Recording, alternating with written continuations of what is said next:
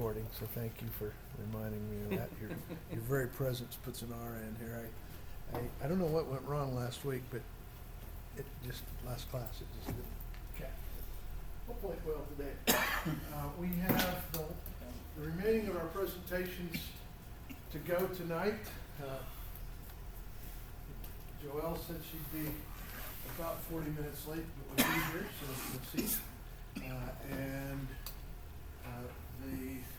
Callie, you have a presentation tonight. Brennan, you have a presentation. Everybody else is gone. With some great presentations. Those of you that had second thoughts about your presentations and go, wow, I wish I'd have said, there's always 3 presentations that you give. I've said this before, but now's a good time to remind you. There's the presentation that you planned. You know, you went through it, you got it all together, you kind of rehearsed it in your brain, that was what you planned to give. But you get up in front of the group and there's the presentation that you actually give. You don't say all the stuff that you plan to say. There's a left turn somewhere in the line. Your mind reminds you of an important point that you should make, or somebody distracts you and you forget an important point. None of those usually spoil the presentation. It's just not what you planned, but that doesn't mean it was by any means bad. And then there's the presentation you plan, there's a presentation you actually give. And then after you do that, you rehearse in your mind the presentation that you wish you'd given, the stuff you wish you'd have said, the stuff you remember, oh, that was cool, I should have said that, I forgot. Yeah, that happens to all of us all the time. We always plan. Well, some of us wing it a little bit more than others do, but we should plan for sure. And then we give it, and whether it's just a pitch to our boss or somebody we love at home, or it's super important when you gave one about your career to a boss just recently, a pitch. And you planned that, you prepared that, you thought about that, you agonized over it actually, and wondered and thought through cause and effect, and wondered how much should you pull out, how much should you put in, what should you go, should you go more aggressive, less aggressive. These are all planning things that are critical. It's important that we do them. And then when it comes down to doing it, especially with your boss, the boss will say one thing that could put the brakes on the whole deal, and change your course of what you want to present. But the fact that you planned and put effort into it means that you will have a better outcome than if you hadn't planned it at all, for sure. And then after you did it, you go, oh, I shouldn't have said that, or I should have said this, And I think that there's some serendipity in the whole thing.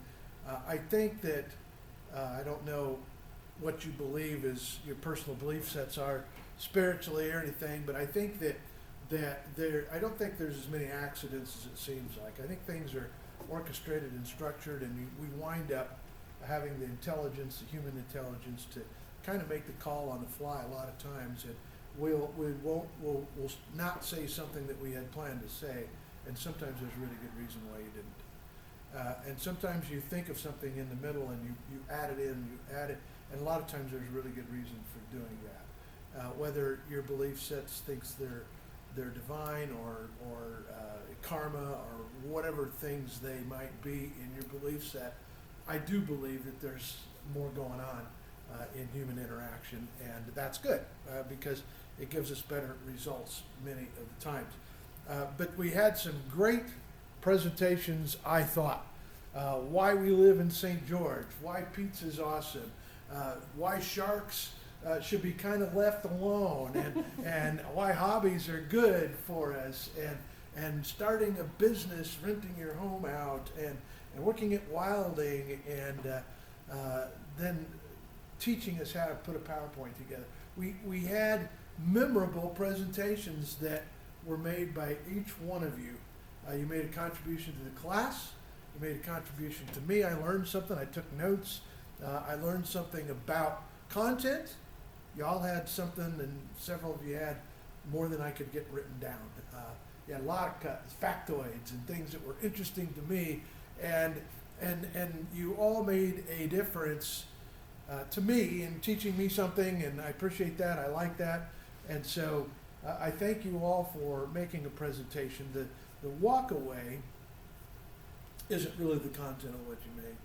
The walk away is you did it, and you did a good job. And we got a couple more to listen to tonight, and then everyone will have made a presentation, and everyone will have gone through the trial, and some of us the nervousness of making that presentation, but the walkaway is you did it, and you did it well, and you could do it again.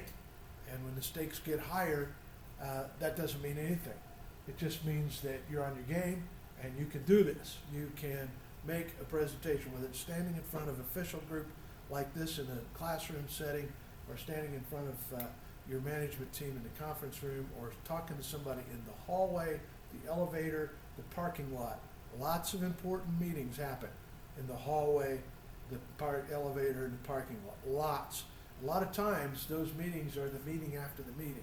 We'll have a management meeting, we'll have a production meeting, we'll have a update, a weekly update. We have one of those kinds of things, and then as the meeting's over and people go their way, that's your chance sometimes to talk to somebody that's important in the company or instrumental in what you need to get done. And so in the hallway, on the way to the men's room, or on the way to the parking lot, or somewhere, you have that little meeting, and that little presentation's an important one. And it's gonna sound like it's just casual, and it's gonna seem like it was just coincidental, but you may have really thought about that. You may have seen them leaving the room and caught up with them, so you could throw a little thought their way, start a little conversation. That's the way business happens. If you're lucky enough to work for a company that allows you to entertain customers at dinner or on the golf course, that's another place where you don't just go play golf. You think through what's going to happen with the persons that you're golfing with and the company that they represent, and what you need to achieve from that interaction while you're playing golf. You may be going to dinner. You may be going to the Lions Club meeting, or the Elks Club, or the Kiwanis, or whatever organization is in town that your company is a member of, Chamber of Commerce. And don't go as entertainment. That's an opportunity to make a little presentation to somebody. And you may not know who's there until you get there, but you get there and you sit at your table, and it's a buffet, and everybody goes through line at the same time, and so you carefully go through line with this person that you want to say, hey, you want them to come by and visit your company. You want a chance to bid on the job you heard they've got going. Whatever it might be, you make these casual opportunities to turn into something that is a presentation. And I watched Denver make a presentation to somebody that was in this class last course, and I thought it was awesome. You had a chance to meet up with somebody, and you talked about it was a marketing kind of exposure kind of conversation, and I don't know who was really presenting to who, because both had the same kind of need. One was to get a message out, and one is working for a company that needs to get their message out, and so that was in a classroom setting right here, and the meeting happened right over there after class one day, and it was formal, it was casual. I don't know if a good thing happened out of it or a bad thing happened out of it, but the meeting happened, and there was an opportunity for you to get your point across about what your needs were, and the other party to entertain that and see if they could help that. And so those are presentations that sometimes we miss or we don't plan for them. If we look around and say, how could I help them? How could they help me? And sometimes that's a presentation that we don't make and we should make, because those are some of business's best opportunities. John Huntsman, some of you know of John Huntsman. His name is on a lot of things, including the Huntsman World Senior Games that are happening in a few weeks here in St. George. John Huntsman donated money to start the Huntsman Cancer Center. That's the guy. He was in the Marriott Hotel by the University of Utah on a Thursday at a meeting, got in the elevator with the guy that was the CEO of Phillips Petroleum, a large oil company in the world, right? and he recognized who it was. They talked, and by the time the elevator got to the bottom, he had made an offer and an agreement to buy the plastics division from Phillips Petroleum. That was an elevator ride. And that was John Huntsman, happenstance, getting in the elevator with the guy that could say, yeah, we would consider selling it. He wanted to buy it. And that was a chance meeting in an elevator. Now, they actually had the deal signed by the following Monday. That was a Thursday. And what they agreed, they shook hands at the end of the ride on the elevator and said, okay, we're going to do this. You get your lawyers together, I get my lawyers together, and let's work this out over the weekend. Let's make it happen. And they did. They worked all weekend, and on Monday they signed papers. And Huntsman, which is also a plastics company, Huntsman makes kind of everything that McDonald's puts in a styrofoam container, which they don't do so much anymore, but cardboard, all that kind of stuff is Huntsman Chemical. They do a lot of that packaging kind of stuff. And offering to buy Phillips Petroleum's plastics division was a pretty, I don't remember how many million it was sold for, but it was close to $1 billion. And that was a pretty sizable presentation that happened just like he was prepared. He had thought through what he wanted to pitch if he ever had a chance. He had the chance. Now, you and I will never know if he was working in the hallway waiting for that guy to get on the elevator or not. It may have looked happenstance, and he may very much have coordinated. Who knows?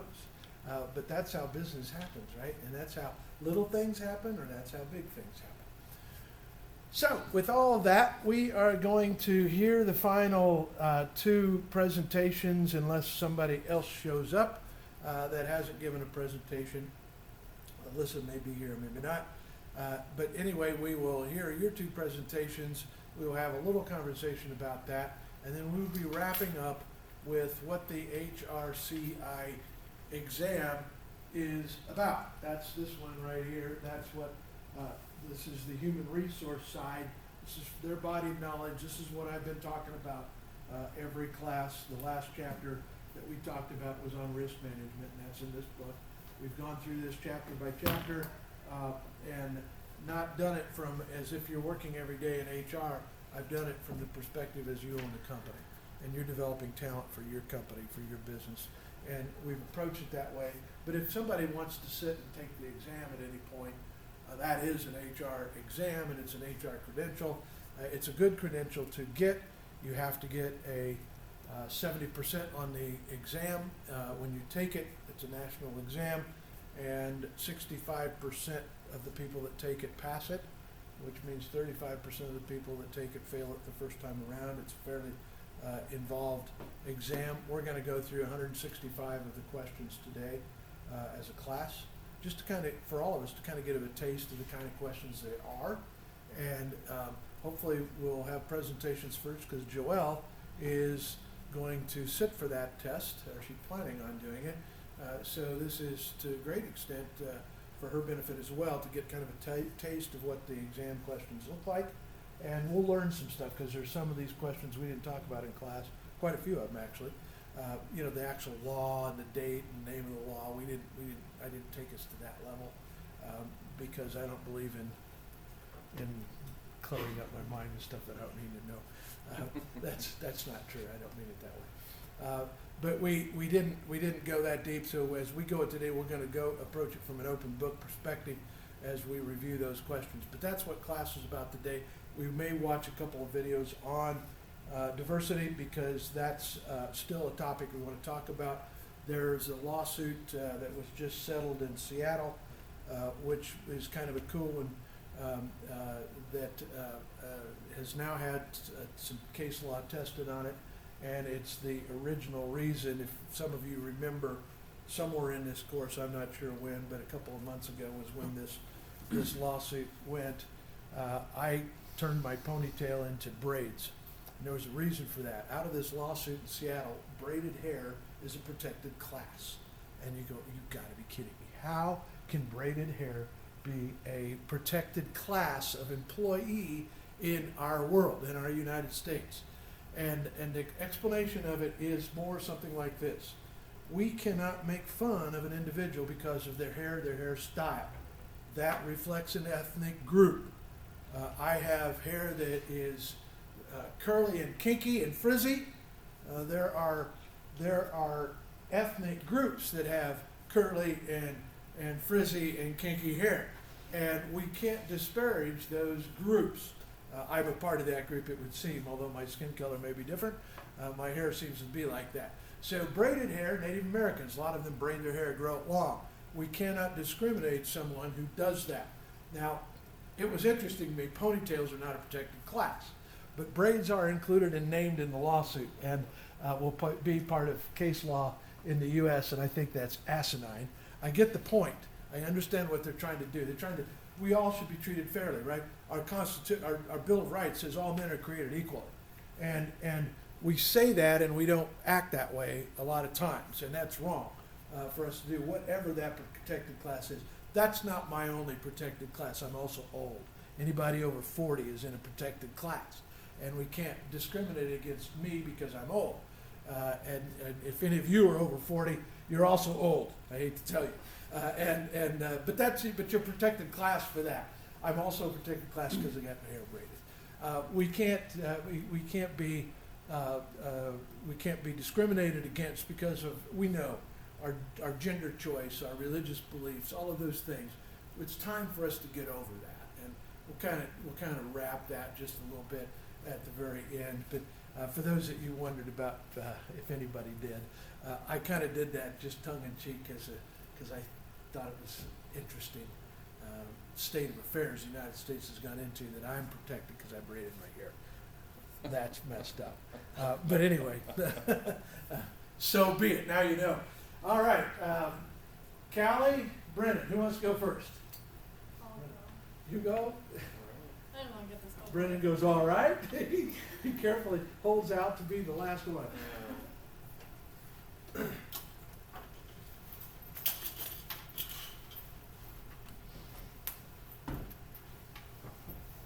You need a USB port?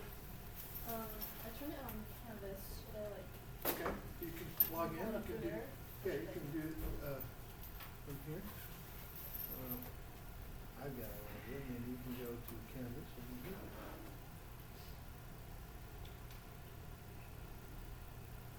All right, so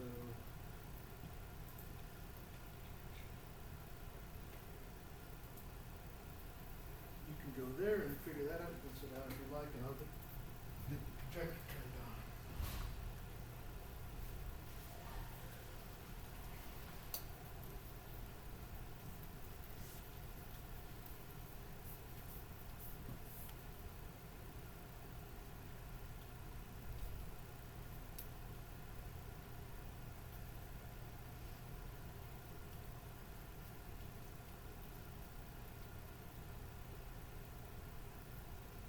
Uh-oh. Thought I was the only one where that happened.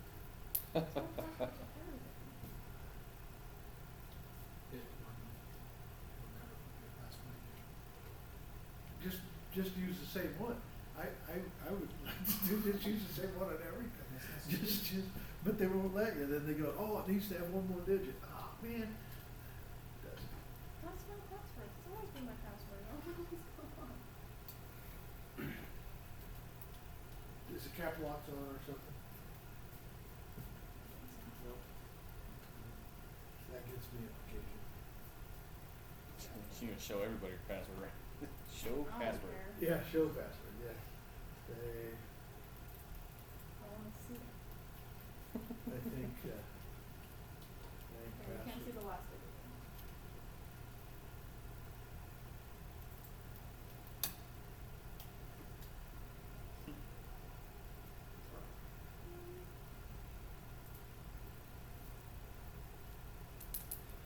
Sheila was here last class and she has the magic wand that can change passwords, but I unfortunately don't. But I don't need it, you found it, right? Awesome.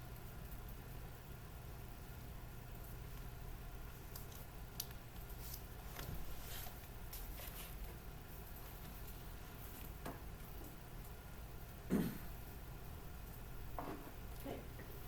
So my presentation was gonna be on what it's like to work with balance of nature, but I decided So, is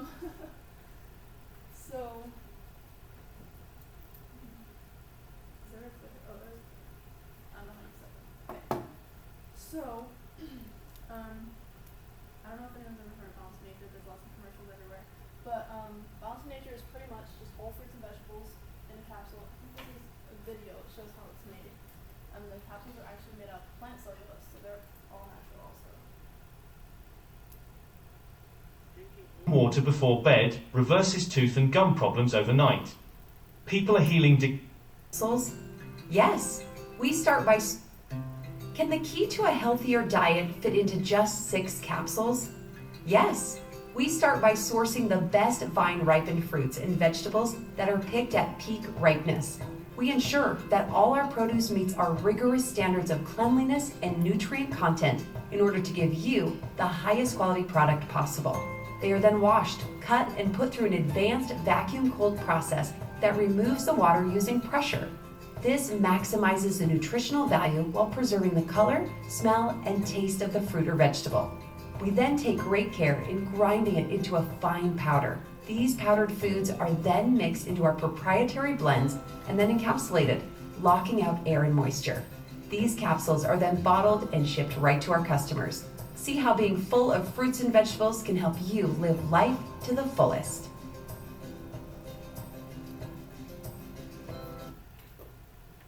Okay, so that's how it's made. This is Dr. Howard. His son took over the company now, but he's the one that invented Balance of Nature. When he was 14, he got a job at the hospital here. It was called Utah, like Pioneer Medical or something like that. I forgot. So he started there. He worked there for a few years, and by the time he was 17, he had like his EMT certification. And then he started his career in chiropractic, and that's when he decided that something was missing. His customers needed something more than just adjustments, and so that's when he came up with Balance of Nature. So, this is kind of the intake based on like what results you want to see. If you're taking 3 and 3 a day, then it's pretty much to just maintain like your health and everything. It helps your cells not die, which is on the next slide. 6 and 6 is for an extra nutritional boost, like if you're feeling a little sick or something like that. 9 is for severe circumstances, like if you're really sick, or 9 and 9 a day is recommended for if you're pregnant too, because you don't know the human in your body. And then extreme circumstances is things like cancer. We've actually had a lot of customers see results with that, like they help their cancer development. So this is a health curve. It's kind of really hard to explain. I never understood it when I was working there, but I kind of got it now. It's not really talking about how like your health, it's talking about your cell's health. So when your cell becomes weak over here, you start to see symptoms. I'll give an example. I talked to this lady on the phone one time. She said that before she took Balance of Nature, her nails would like peel like on the top. That's kind of weird, but that's kind of a symptom that your cells are degenerating. And as soon as she started taking Balance of Nature, it got better, and then her nails became way stronger. So her nails kind of went through a health curve, the cells there. It's really hard to explain. I've never had a good way to explain it, but that's kind of how the health curves work.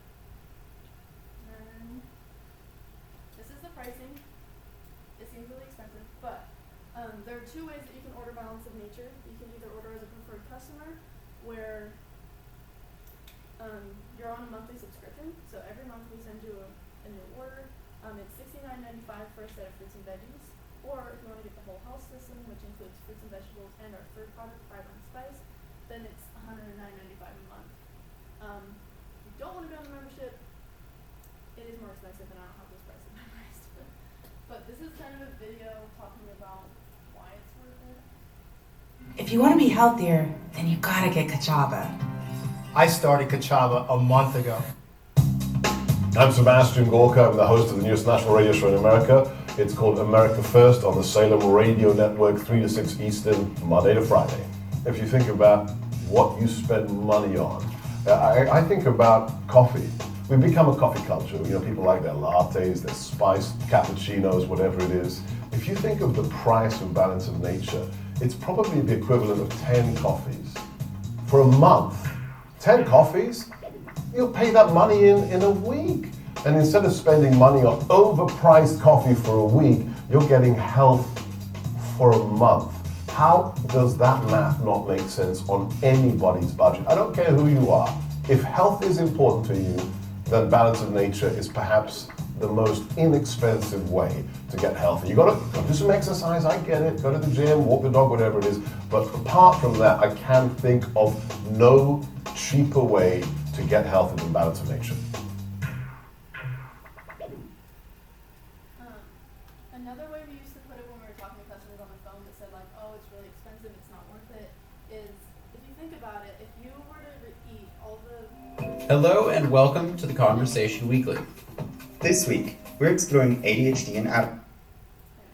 If you were to go to the grocery store and get the correct amount of servings of fruit and vegetables that you need for a whole month, it would cost way more than $69.95.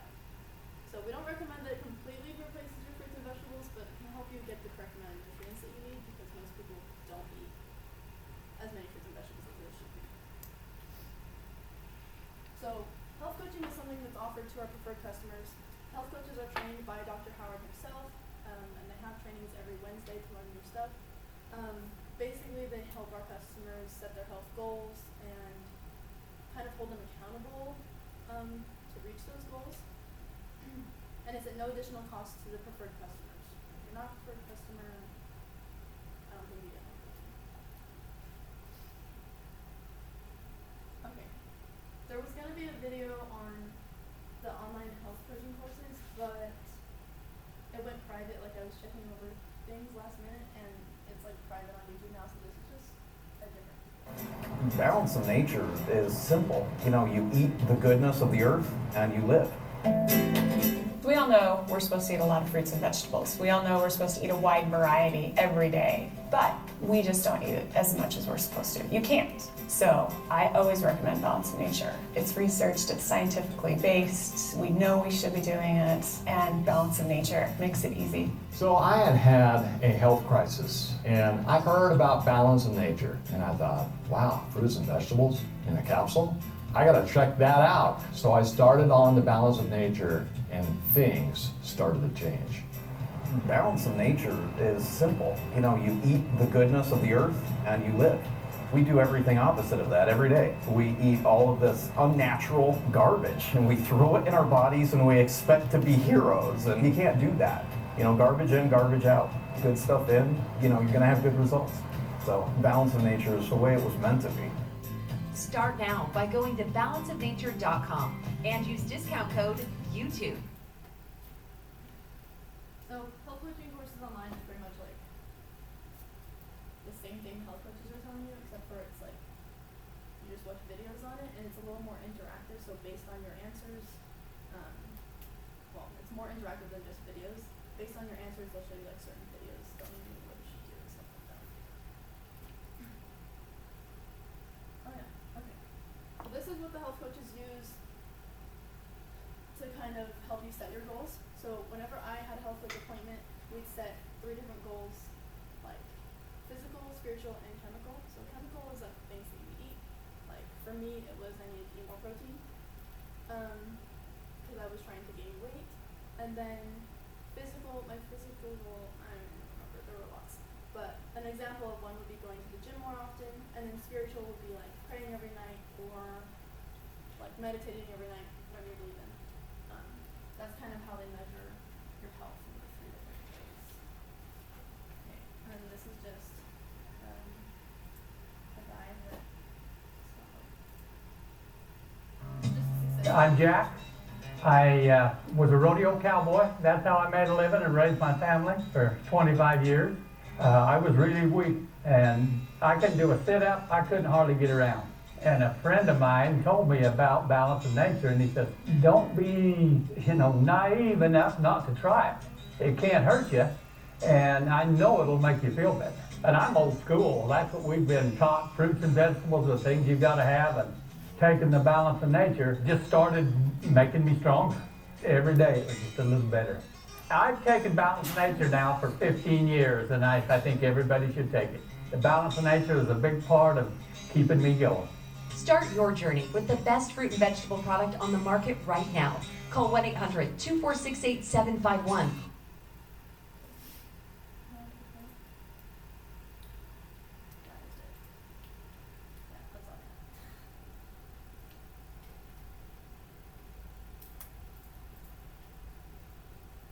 Thank you. I have a question. So you started out saying that you were going to talk about it and it working there, and then there was more bad than good. And what we see here, what I saw was more good than bad. Yes. So explain that to me. Working there, it was more things like to do with my job and the company and how they're treating the employees. I think the customer service is really good, to an extent, and I think the product is really good. I've talked to hundreds of people that have seen really good success with it, but there were a lot of things within the company as I was working there that was like not so great. Like what kind of things?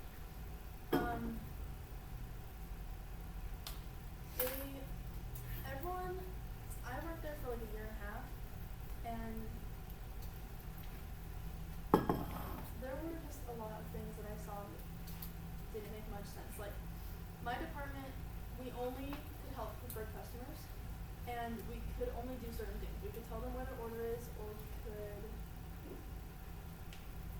like, tell them when their next order is coming, or we could change their address, or we can update a credit card or something like that.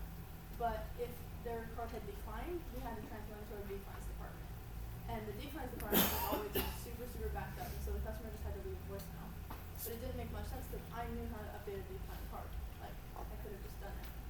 Or if they wanted to cancel or hold for longer than 21 days, we also had to transfer them to our customer care department. And the customer care department was also super backed up. And so what would happen is we would be transferring all these customers to customer care, and then they'd leave a voicemail with customer care, and then customer care would be like, oh, hey, R&R, can you guys help us with our voicemails? And so the customers just come back to us anyways, because they had to be voicemails. Like, there's the way it was set up. Everyone was trained to do everything, but the certain departments could only do certain things, and it's like, why? And we'd be way more efficient if everyone could just help everyone. And what we're talking about in this class is being more efficient with the business, and what you were seeing was inefficiency that was artificially imposed on themselves, you know, for maybe no reason that we could understand. You know, it wound up with poor customer care, really, poor customer service. Okay, that makes sense.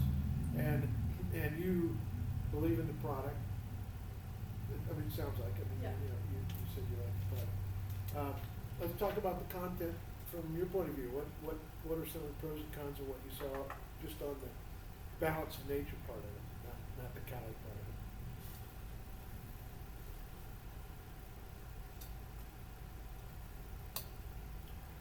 it? Make you go want to buy some, or did it? Well, so one thing that I subscribe to is that anytime someone is making claims about a product, I can buy into a lot of things and give them the benefit of the doubt. But as soon as you start saying it cures cancer, that's where I go, nope, you're done, cut off, that's it. Because I mean, we as a society kind of understand how cancer works, and fruits and veggies aren't going to magically cure cancer cells. It's not going to magically target those cancer cells and kill them all off. So that's where I go, nah. And that's where my respect for the product itself starts to die very quickly. I think, and that comes with everything that makes that claim. And this is a is big claim to make to people that are in a very vulnerable position, and I have moral objections to making that claim, personally. So the FDA and other regulatory agents had the same thing on the company. I mean, they were constantly being careful of the claims being made. They have to be careful of the claims being made. And the claim that it is what it is,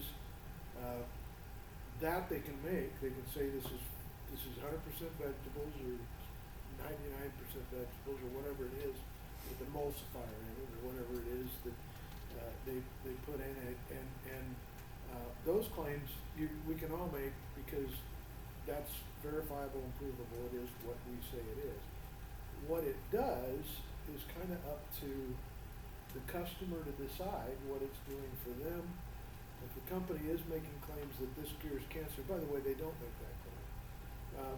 They can provide some anecdotal evidence where a customer makes the claim. You just saw Jack Barney make the claim that he'd been taking it for 15 years and it made him better. Well, we can't prove that he did or didn't at all. I mean, we don't know. It could be that those pills made the difference for him. But it also could be they had nothing to do with it. He just, because he was taking the pills, he was more conscious of his lifestyle and his overall health maybe, or maybe it had nothing to do with it. But Balance of Nature is not weighing in making the claim, as far as I know, right? No, they're not. They don't guarantee, I say we like I still work there.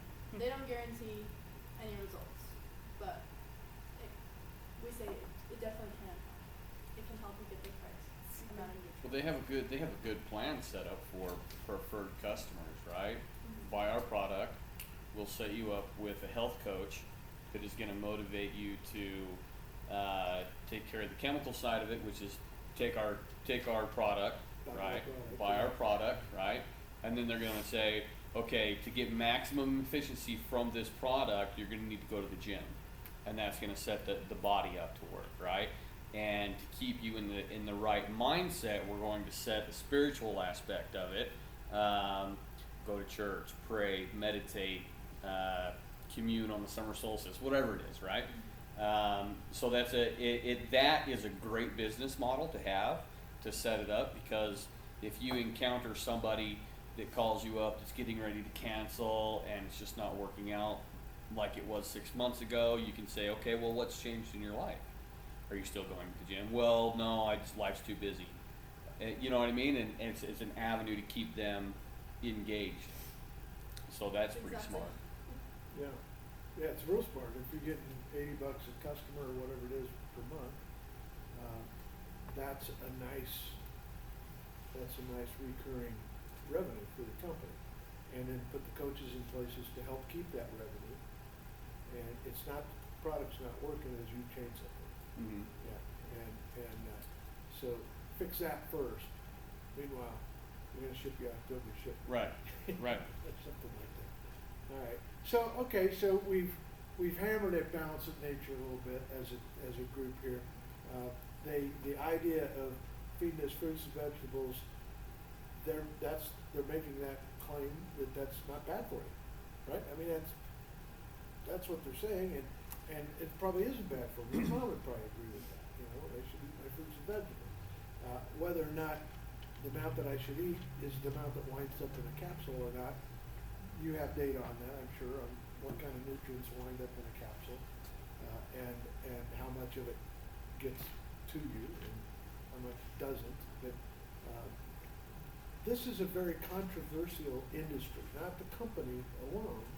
Everybody that's in the nutraceutical industry, whether it's things that you're eating or new skin kind of stuff that you're putting on your skin, these are all, I will call this lovingly, fringe companies in the United States, and many of them.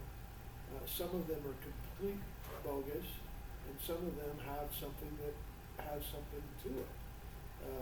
The whole group of them had something to it that worked when they could put ephedrine in stuff, because that works. It does its job. But when they made that illegal, most of those companies had to do holy cow, how are we going to stay in business now? And we had Aola in town here that didn't stay in business after that. Happy with B12. They tried B12. Yeah, and there's other scrambles that the companies have made, but the whole industry is plagued with disbelief and some scam, and so all the companies that aren't scams have to defend their business. So if you've got a business plan that requires something like that, be careful and stay legal. You know, be careful with the claims, be careful with how you go about it, because if it's legit, stay on the legit side, don't go making wild claims. And, you know, Jeremy Johnson that we all know in the papers and read all about him, seen maybe his documentaries and whatnot. One of the places that he went wrong and went to prison for was he'd get the sign up for, you know, every month, you know, we're gonna ship you something, but it made it so it was impossible to cancel. So you had to shut your credit cards down pretty much to get out of that, and he went to prison for that. That's not okay. You know, if somebody gives you their credit card number and they tell you they no longer want the product, you have to be willing to immediately shut it down, or else you're running the danger of running a scam. And we have a bunch of those in Utah that do that. And when you write recurring contracts with companies, with individuals, the company has to be willing to drop them when they tell you they want to cancel, and your system has to be able to support that at balance of nature. I know you're not there anymore, so you know we're talking about a business that has issues about it, an industry that has issues about it there. But that's not the point of your presentation. The point of your presentation is a little bit of infomercial about how the company works and what it's about. And for those of us that aren't aware of that, let's talk about the presentation itself. What are some of the things that Callie did that made that a good presentation? She had lots of videos and information. There was lots of videos, and there was even though you secretly know there was one you wanted to use, we don't. And the fact that it was taken down, that's a lesson for all of us with videos. YouTube, everything is subject to change. So if you want to use it as part of your thing, download a hard copy of it, put it in a format that you can play on Windows stuff, and now you've got it. If they take it down, it doesn't matter, you've got the file. And so you can put it in. But the pace that you use videos, you use back and forth, it was a quick pace, wasn't it?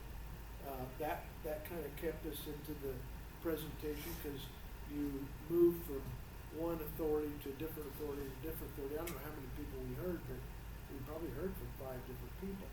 And that was 5 things that we didn't have to hear from Callie. So as a presenter, having somebody else say part of it takes some of the workload off of us. And it's a good technique, because you don't have to memorize anything. You just click and they do the talking, making your point for you, which worked very well the way you did it. You went back and forth with a fast-paced kind of different authorities doing it. What else did you notice about what she did? She put her own personal experiences in the presentation, which kind of enticed you and made you more interested in the presentation. Yeah, that's important. She wasn't just talking about balance of nature. She reminded us all that she's an authority. She's worked there. She knows what she's talking about. Anytime we make a presentation, we have to establish credibility. Why should they listen to us? You did that. Why should we listen to you? Because you've been there, done it. You know about the company, and you know what you're saying. And you even teased us a little bit about saying everything you know about them isn't good. And it's like, okay, now we want to listen. What do you got to say? And that engages your audience. It turned out you didn't trash talk them at all. So, you're welcome to if you want, but you didn't, but you hooked us on that. That was nicely done. So overall, nice presentation, right? Thank you. And last but not least, I think this is not the first time you waited to last successfully. Good job.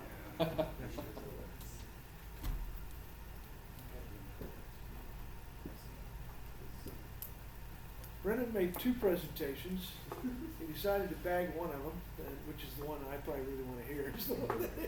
like Josie's How to Make Fire. That's the one I still want to see that one.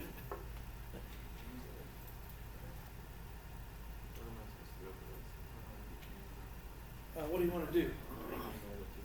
You emailed it to me? Oh, okay. All right. Let's see if I can get my password going then. Hang on.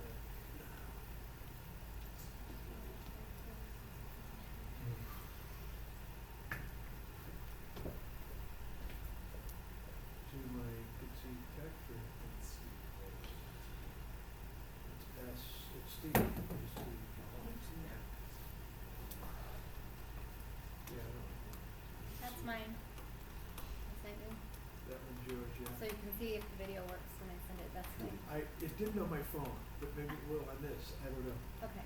We'll look at that later. So you have a backup? It's just Steve at Infowest, but Steve at Dixie Tech.edu since I got that one.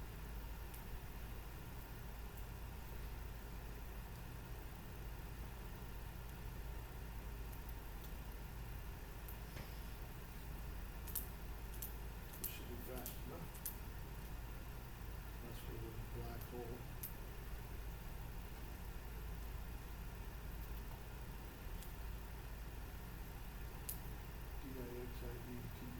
DIXIETECH.edu.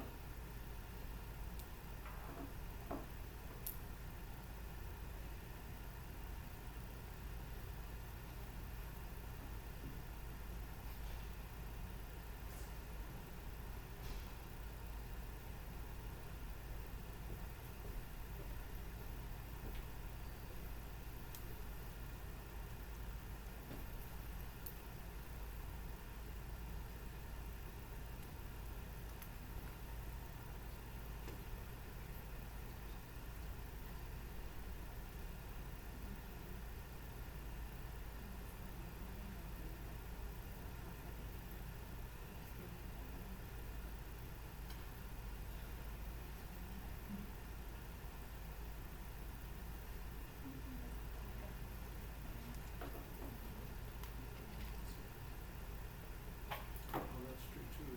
The Wi-Fi dead zone.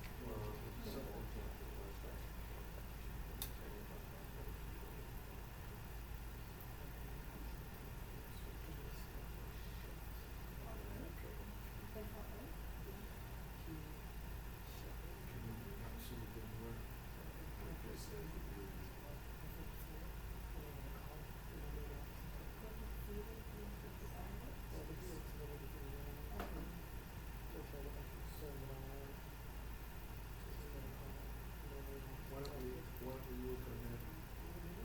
Very cool. We can do something else right now. We can keep working on it. If we get it set, we can fix it and we'll see it back better. All right, he's working on sending it to me. We've got bad cell coverage here, so that's another lesson about giving a presentation in technology. I've been in a lot of places that I thought for sure had strong Wi-Fi or cell coverage, and they did not, and that turned out to be a problem. Okay, we are going to go through the exam for the HRCI. This is exam A. They have multiple exams, so people can't steal them and sell them. And this was one of the, it's not all the questions, but it's 165 of the questions of one of the exams that they give if you were to take your HRCI professional. It's a PHR is what the certificate actually shows, Professional Human Resources certification. So we are going to pass one of these out to everybody. And then I'm going to divide you in, I'm going to divide the questions up with 11 of us in the room, 165 divided by 11. You each will have somewhere around 15 or 16, if my head serves me correctly, questions that will be your questions. So 165 divided by 11 is 15, right on. So each of you will have 15 questions. And the only way I can think of to assign the right questions to you is to go around and count to 165. There has to be a more efficient way to do that, but that's the way we're going to do it. So while we're passing this around, everybody take a copy of that, and on the back or someplace on that, you're going to write down the number of the questions that are yours. Each of you will get 15 of these questions. We will then break. You will spend some time looking at your questions, trying to answer it. Look it up on Google if you'd like. And if you don't and get stuck, we're not grading you. You're not taking the test right now. We are collectively as a group going through the questions so we can all get familiar with the kinds of questions that they ask. And we'll learn a few things about some of the answers. I have the answers to this, And so we will talk about them. Some of the answers I won't be able to support. If you ask why is that the answer, I'd have to go and pull up case law or something that can describe it better than I can. But if you want an answer, or need an answer, more detailed answer on why an answer is what it is, note that, and I will help you offline, and we'll try to get other materials to substantiate the answer. So what we're going to do is we're literally going to go around the room. We're going to start with Jake, go this way, and when Joel goes, Jake goes again. And so we're just going to count. We're counting 1 to 165, and when you say a number out loud, that's one of your question numbers, okay? 1, 2, 3, 4, 5, 6, 7, 8, 9, 10, 11, 13, 14, 15, 16. No, Oh, I have sorry. 16. 17. 18, 19, 20, 22, 24, 25, 26, 27. 28. 29, 30, 31, 32, 33, 35, 36, 37, 38. 39. 40, 41, 42, 43, 44, 46, 47, 48, 49. 50. 51, 52, 53, 54, 55, 57, 58, 60. 61. 62, 63, 64, 65, 66. What happened? Oh, yeah, never mind. 66. 66, 68, 69, 71. 72. 73, 74, 75, 76, 77, 79, 80, 81, 82. 83. 84, 86, 87, 88, 90, 91, 92, 93. 94. 95, 96, 97, 98, 99, 101, 102, 103, 104. 105. 106, 107, 108, 109, 110, 112, 113, 114, 115. 116. 117, 118, 119, 120, 121, 123, 124, 125, 126. 127. 128, 129, 131, 132, 134, 135, 136, 137. 138. 139, 140, 141, 142, 143, 145, 146, 147, 148. 149. 150, 151, 152, 153, 154, 156, 157, 158, 159. 160. 161, 162, 163, 164, 165. Bingo, that has to be the stupidest thing we ever did in class. But thank you for playing. You each have 15 numbers. Those are your questions. We start on it, go about 10 minutes. We'll take a break because it's break time. You can work on your questions. When I feel like some of you have had a chance to work through 15 questions, some of these you'll know an answer right off the top of your head. Some of you will answer that will be wrong. No worries. This isn't, we're not grading for keeps today. Some of you want to look some of them up to confirm your answers. So we should be able to do that in maybe about 20 or 30 minutes.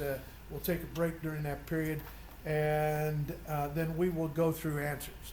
So, and then we'll leave time for Brennan to make his presentation once he gets an email to me. So take off and work on your questions, and if you totally finish, kind of let me know that you totally finished your 15 questions. Keep going? Yeah.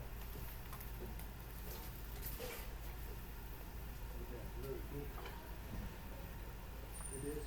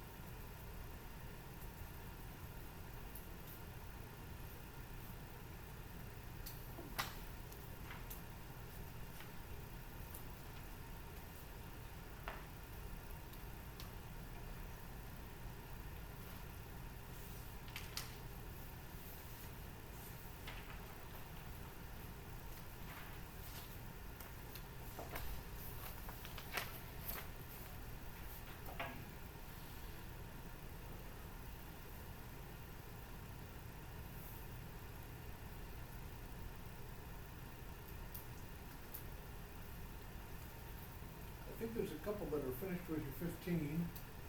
We can take a break right now, if you'd like to pause for a few minutes and take a break.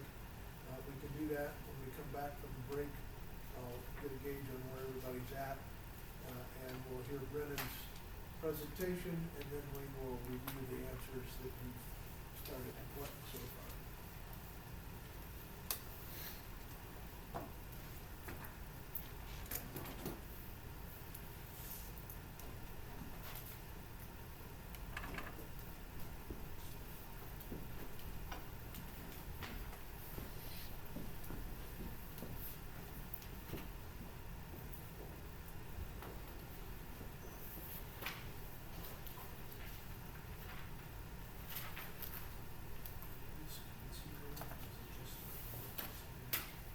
Say that again?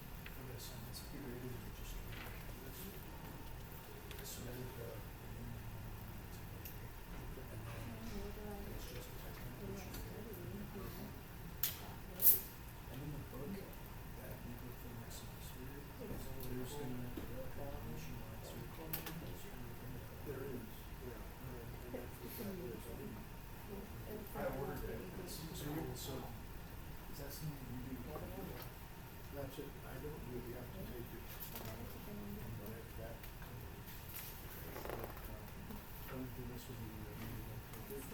That seems cool. It seems really well. Very cool. Yeah, just project management, project cool. Yeah, I'll get inspired. Oh, wow. Nice. Okay.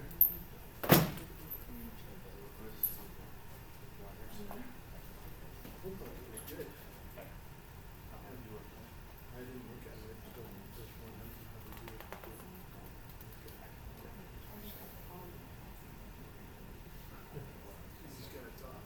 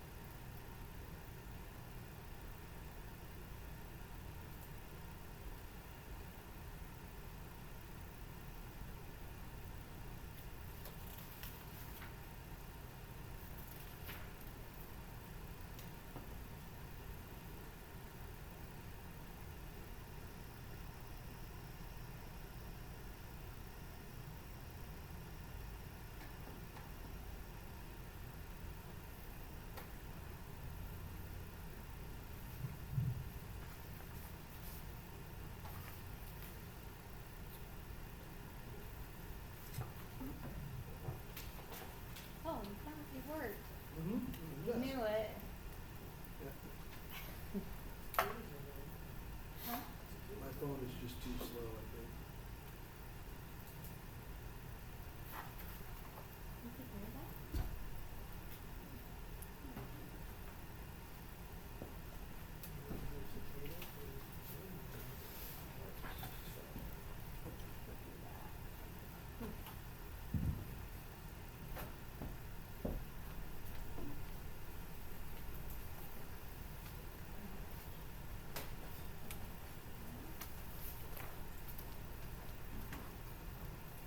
That's my sister's house right there. only that rents out the RVs. Huh?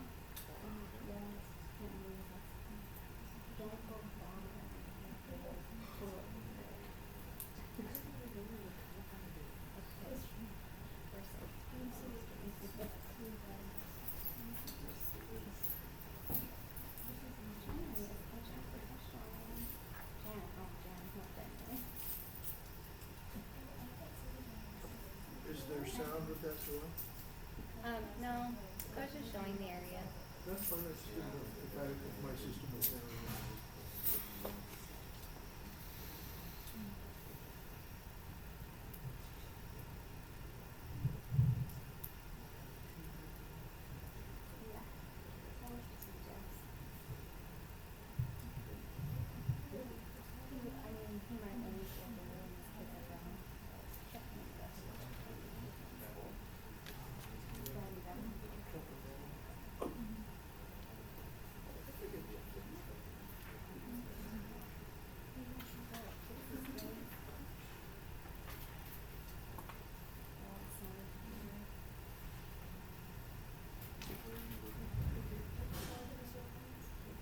You've got lights that go around all the way to your porch?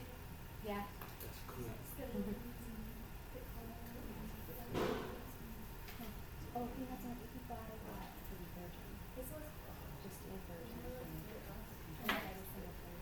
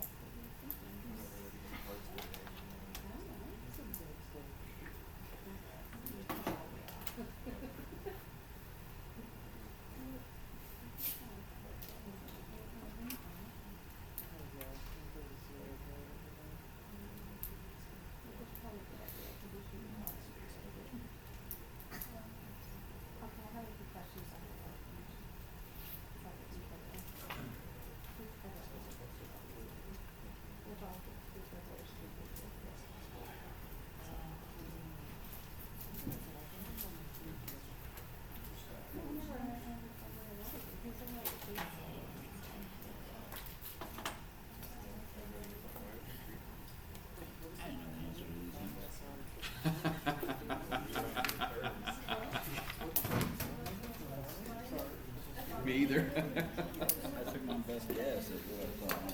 And then one of them I tried to look up, and it's still ridiculous. I'm like, just give me the answer to what it's due. Yeah. I had that too. I tried to read some of the legal, Yeah. the policy itself. I'm like, I'm getting lost. it's like. Okay, some of you are still working on a couple of questions. You can do that in the background. Brennan's gonna make his presentation, and then we're gonna start on the answers to the questions. So Brennan, you're up.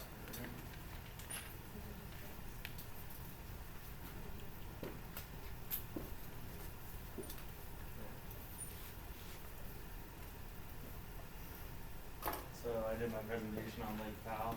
It's a yearly thing that my entire family goes and does. We go for Labor Day, and we just kind of hang out, have a good time. And this is kind of just a breakdown of it.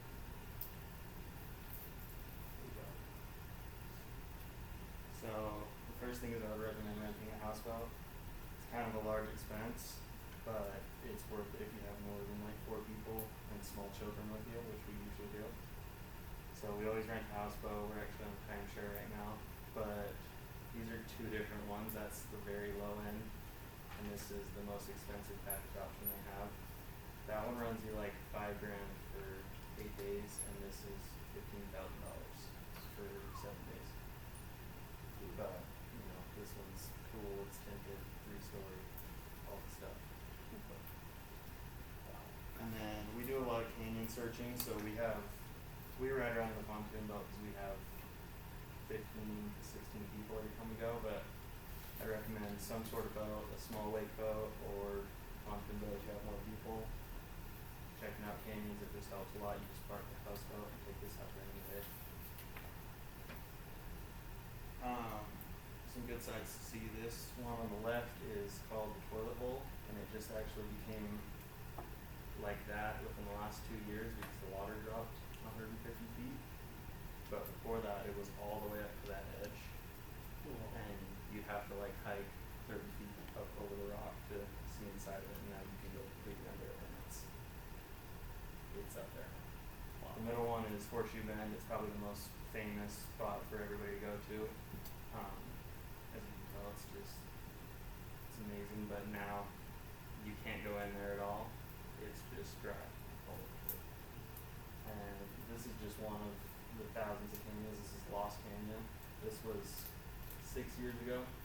We used to go into this one a lot because it's just, once you get to here, you're like another half a mile at the end of it. That's a nice hike. We tried to go there this year, and you can't even go into the mouth of it anymore. It's just too low, so it just starts.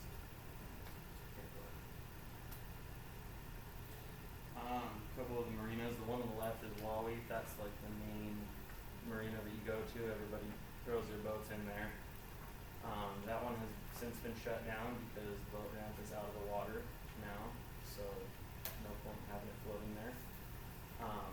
The middle one is Antelope. That is one of the only marinas still floating currently, and it's got one of the only boat ramps that you can enter the lake onto. This one is Dangling Rope. It's about 30 miles up the lake. It's been taken out of the water, and the ramp is kind of just hanging down a cliff right now by the wires. And you can see all of the 55-gallon drums filled with concrete that held all the bridges and everything down. But that's what it looked like before when it was all the way up. These are some pictures of the water level dropping. So the left one is the Wally ramp. That ramp was designed to be good for like 150 years, and it's only been there for about 40. And they've now, since this picture, they've extended it down another 20 feet, but it just keeps dropping. So they've kind of given up on that one for now. This middle part is the Castle Rock Cut, and that was kind of a shortcut that they made because if not, you'd have to go through the main channel, and it takes like an extra 2 to 2.5 hours to get to the main lake. So they cut this right in the middle, and there was lots of traffic there, but it would save you so much time, and this is what it looked like as of like a month ago. Just completely dried out, so they're working on digging it even deeper to get some water flowing back through it.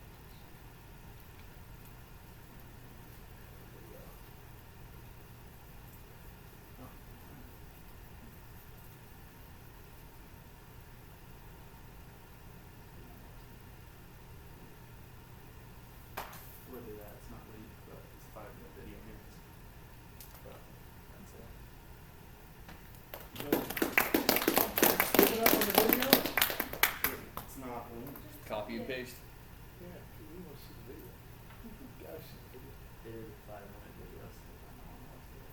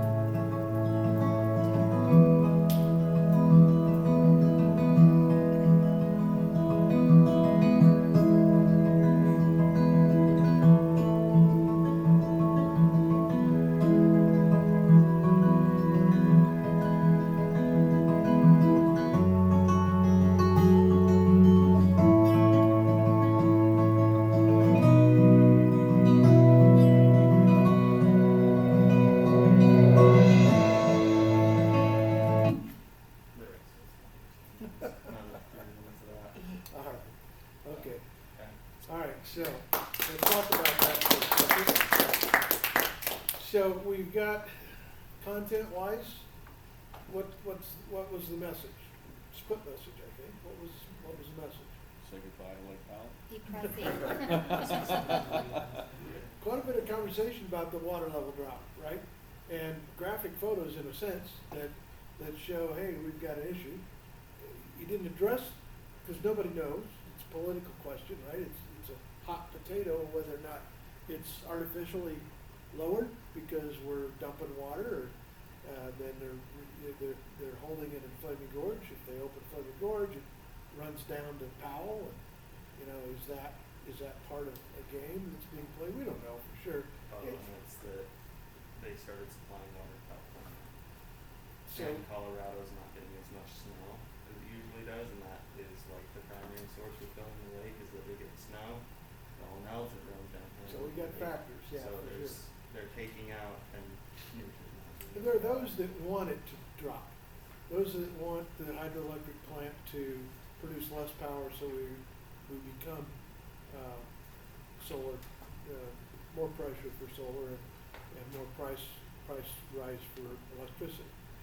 That's conspiracy theory. So we don't know. But you brought it up and you pointed it out that it's there. The other message, though, is still 600 feet deep and a pretty nice place to be, in terms of it's an incredible, what you showed a geographic place that didn't exist, that was underwater a while ago. So new stuff has become discovered because of that, and so we can enjoy maybe some new things that we didn't enjoy before. It's not the same. it kind of sucks, but it's kind of cool to see Yeah, more because you just get to see more. There's a mix of both, Because the farthest we've ever seen it going down, my family's been going there for 30 years. And they said the lowest it's ever got before that was 17 feet. Wow. That was how high water went. No, it's a lot, yeah. And now it's Yeah. crazy. Yeah. And so we got them tucked into the video, right, from a presentation point of view. Elements are there, what we're looking for in a presentation, right? And the photography couldn't be more beautiful. And so if you want to make a presentation that mesmerizes people, use somebody else's professional work that is part of the presentation. That's a good technique to do. What about the words on the slides? Sure, to the point. There were no words on his slides, right? I mean, almost no words, yeah. Canyon boat, houseboat, that was it. The rest of it was conversation. So a slide was put up. We listened to presenter making conversation about the slide, but he didn't read any slides, right? Because he didn't put that up there to get us sucked in and away from the message of what he was presenting. So that was a technique that was successfully used. Any other comments that you noticed?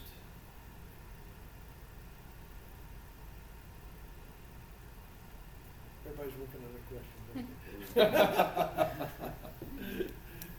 All right, well, we'll call that good. Thank you. So now everybody has successfully completed a presentation, and I compliment you all for doing what you didn't want to do. So I should just leave this. This is very non-HR background, and I think maybe we'll do that. What I want to do format-wise, I'm going to try not to have comments on every question that you read. We went with Jake. We did our number system around this way, and Joelle had 11, 22, 33, 44, 55, 66, all the 11 numbers. That was pretty cool, all the way up to 100, and then we got stuck, right? And you had to do the math at that point. So what I want you to do is read the statement, and if you think that you've got an answer that you found that you've got, more than 50% confidence in, say the letter. I will say the letter. I have the answers from HRCI's point of view anyway. That doesn't mean that all test answers are right. We can test questions. Sometimes they're poorly written. Sometimes they have answers that are actually just wrong. So if we get up with one of those, we'll mark it. You're gonna fill in the rest of the answers on your paper as we go through them. My goal will be to keep this going fairly quickly, because at this point, Dolphins are behind, but as soon as we finish 165 questions, we're going home. All right, so if we can rip through them and read them. It was 7-3 when I saw it break. Those Bengals were up, and it's first, second quarter. All right, so read the question and then read the answer for the letter that you put. If I have a different letter, I will tell you. During the organization of the union, it is possible that the union will gain recognition from the management. The management is then obligated to give the NLRB a list of employees who are eligible to vote in the unionization election. What is the name of this list of such employees called? I looked it up and it was C. It is C, the Excelsior list. We actually said that one in class too. Question 2. There are 4 components of the HR impact model which affect how the HR professional may operate within a given environment. Which one of the following is not a component of the HR impact model? And what I got last time when I looked up was D is the right answer. That's correct. B, the client is the right. That's not one of the impact models. Question 3. Holly is a senior worker in her organization, and she is a member of the union.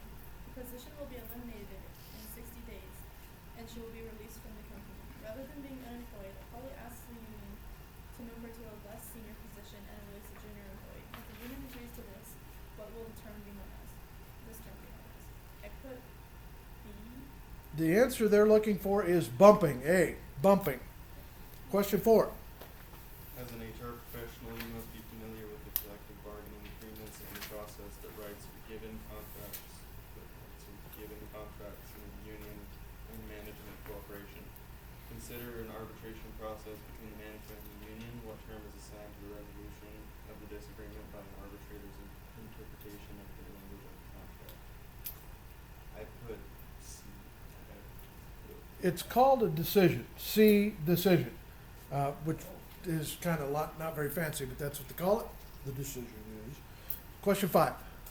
As an HR professional, you must be familiar with several different lawsuits and their effect on human resource practices today. What legal case found that a test that has an adverse impact on a protected class is still lawful as long as the test can be shown to be valid and job-related? C. They're looking for the answer A. We used that. It was this one was surprisingly on a slide we had in class. Washington versus Davis from 1976. We also had the Griggs versus Duke Power. We watched a video clip on that one, but the answer is A. Question 6. Your organization has a retirement benefits plan that is covered by IRSA. Under IRSA, which of the following is your organization required to do for the plan participants? I went with D. The answer they're looking for is B. Provide each participant with plan information specifically about the features and funding of the plan through a summary plan description. The key is at no cost. B. Question 7. Fran is an HR professional for her organization. She is interviewing applicants for a warehouse position.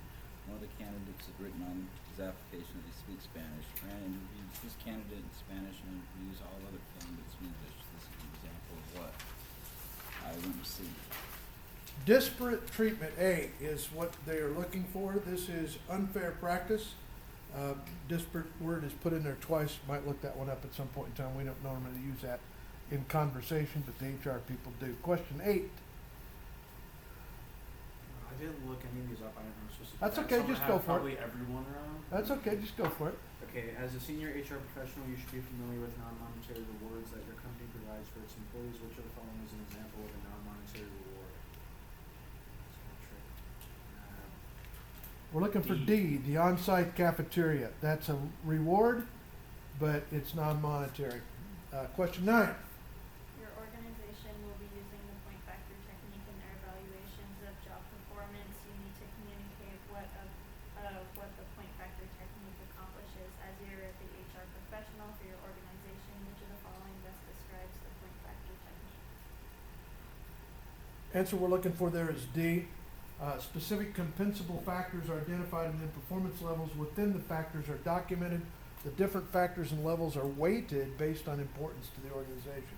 This is along the lines of what Wilding is working towards. You're not there yet, but that's along the lines of that. Question 10. What is the fair pay amount that defines what a person makes to be considered highly compensated? And I looked it up and it was $107,000 and change. And the answer they're looking for is C, 100 grand, and it's going to go up. 107 was inflation adjusted. Yeah, and that seems like a lot of money, but it's not very much anymore. It's surprising how little 100 grand a year buys. Question 11. Your manager has approached you regarding her desire to outsource certain functions to an external firm. She would like you to create a document to send to 3 vendors asking them for solutions for these problem functions that your organization is to outsource. Which type of procurement document would you create and send to the vendors in this instance? There's probably a couple things that would look correct and sound right to you. The answer is A, RFP, request for proposal. Now, there's some industries, I jumped you on the answer to that because some industries call them quotes and work with quotes. HR universe thinks that a quote is less than a proposal. And you have more contractual obligation in a request for a proposal. Question 12. Kelly's organization has posted a new job opening for their organization. The job opening is for a woman to be the restaurant attendant for all of the women's restaurants and lockers in the organization. Kelly believes, however, the requirement for the application to be a female is a violation of the Title VII of the Civil Rights Act of 1964. Which of the following is the best answer to this? The answer we're looking is A, this is an example of an exception by bona fide occupational qualification. And that means they don't want a guy in a girl's bathroom. And so they have the right to post it that way without a violation. Question 13. You are an HR professional for your organization. You and your supervisor are reviewing the EEO reporting requirements for your company to comply with the reports your firm should file. Which EEO report is a survey collected every other year on even calendar years? And the answer I found was D. C, you said? D. D. Yeah. You knew that one. Do that same thing before. All right. Question 14. The JHB company has used discriminatory hiring practices in the past, but they adjusted their practices and are following federal laws now to ensure that the fair hiring practices are met. However, the JHG company has an employee referral program as a primary source to recruit employees. What danger may the JHG company be exposed to in this scenario? I put D. B is preferred perpetuating past discriminatory practices or discriminating practices. Is the danger that they could be charged with. Question 15. You are an HR professional for your organization and you're preparing the team for a series of interviews. You want the team to be familiar with the validity types you will use to encourage in a series of interviews. One of the requirements in the interview process for a graphic designer is for the graphic designer to use a software program to create a simple brochure. This is an example of what type of validity I put the content validity. That's the answer they're looking for. Content validity, D. Question 16. The Pregnancy Discrimination Act of 1978 prohibits employers from discriminating against employees on the basis of pregnancy, childbirth, or other related medical conditions. This law affects organizations having what minimum number of employees? I put A. It's not. It's 15 or more. C. Give us a break for small companies who can get pregnant. It's more likely to happen in a small company. No, I didn't say that. Question 17. The GHF Corporation is looking to hire 4 software developers. The average pay for software developers with the desired skill set is $76,000 annually. The GHF Corporation believes that by offering $80,000 for the starting salary, they'll attract better performers than their competitors. What is this scenario an example of? I put D, leading the market. Bingo. Leading the market. B. Question 18. I said D. Oh, well, it's B. Sorry about that. I need better hearing. Sorry about that. It is leading the market. 18. You are an HR professional for your organization. Your organization employs 120 people in the United States. You are required to file a yearly report for your organization by what date? B. D, if you said that, September 30th, that's the end of the federal fiscal year. And that's why they did it. 19. Did you agree with that one, Rob? I'm guessing I did not actually do that report. I did Okay. something else All right. for Okay. the Bureau of Labor Statistics. Question 19. Shot in the dark. As an HR professional, you are required to post an OSHA poster in a conspicuous place that is easily visible to employees. What OSHA poster lists each employee's rights? It's a total guess. I wouldn't expect anybody to know it, but you've all looked at it. It's by law posted in your break room or somewhere in your company. It's A. It's a 3165 poster. It's one. You know what color it is? It's kind of that funky yellow, orange, and blue. And we look at the number on it next time you see one. Number 20. Consider your role as an HR professional in your organization and what your duties. In your duties, you're to keep abreast of the market trends, practice in HR, employee attitudes, and your business needs. What component of the HR impact model is addressed in this situation? I put A. They're looking for C catalyst. That's one of the 4 that was looked up earlier. Question 21. As an HR professional, you must be familiar with certain theories and insights about organizational culture, organizational development, and management. Who address organizational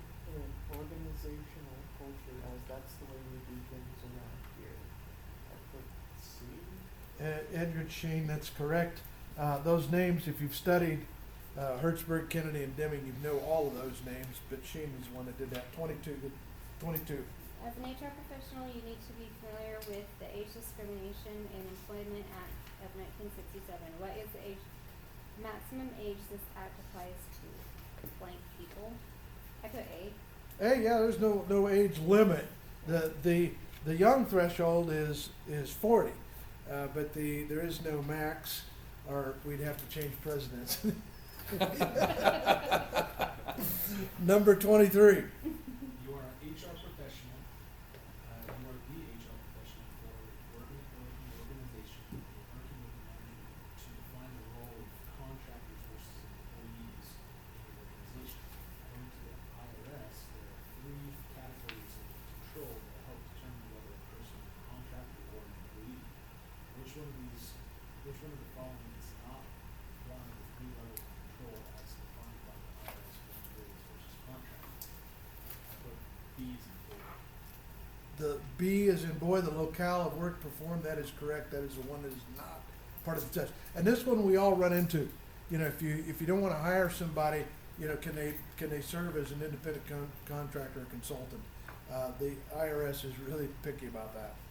And if you can't pass the test, it's more than 3 questions, it's in 3 categories. It's 6 questions or 9 questions. Question 24.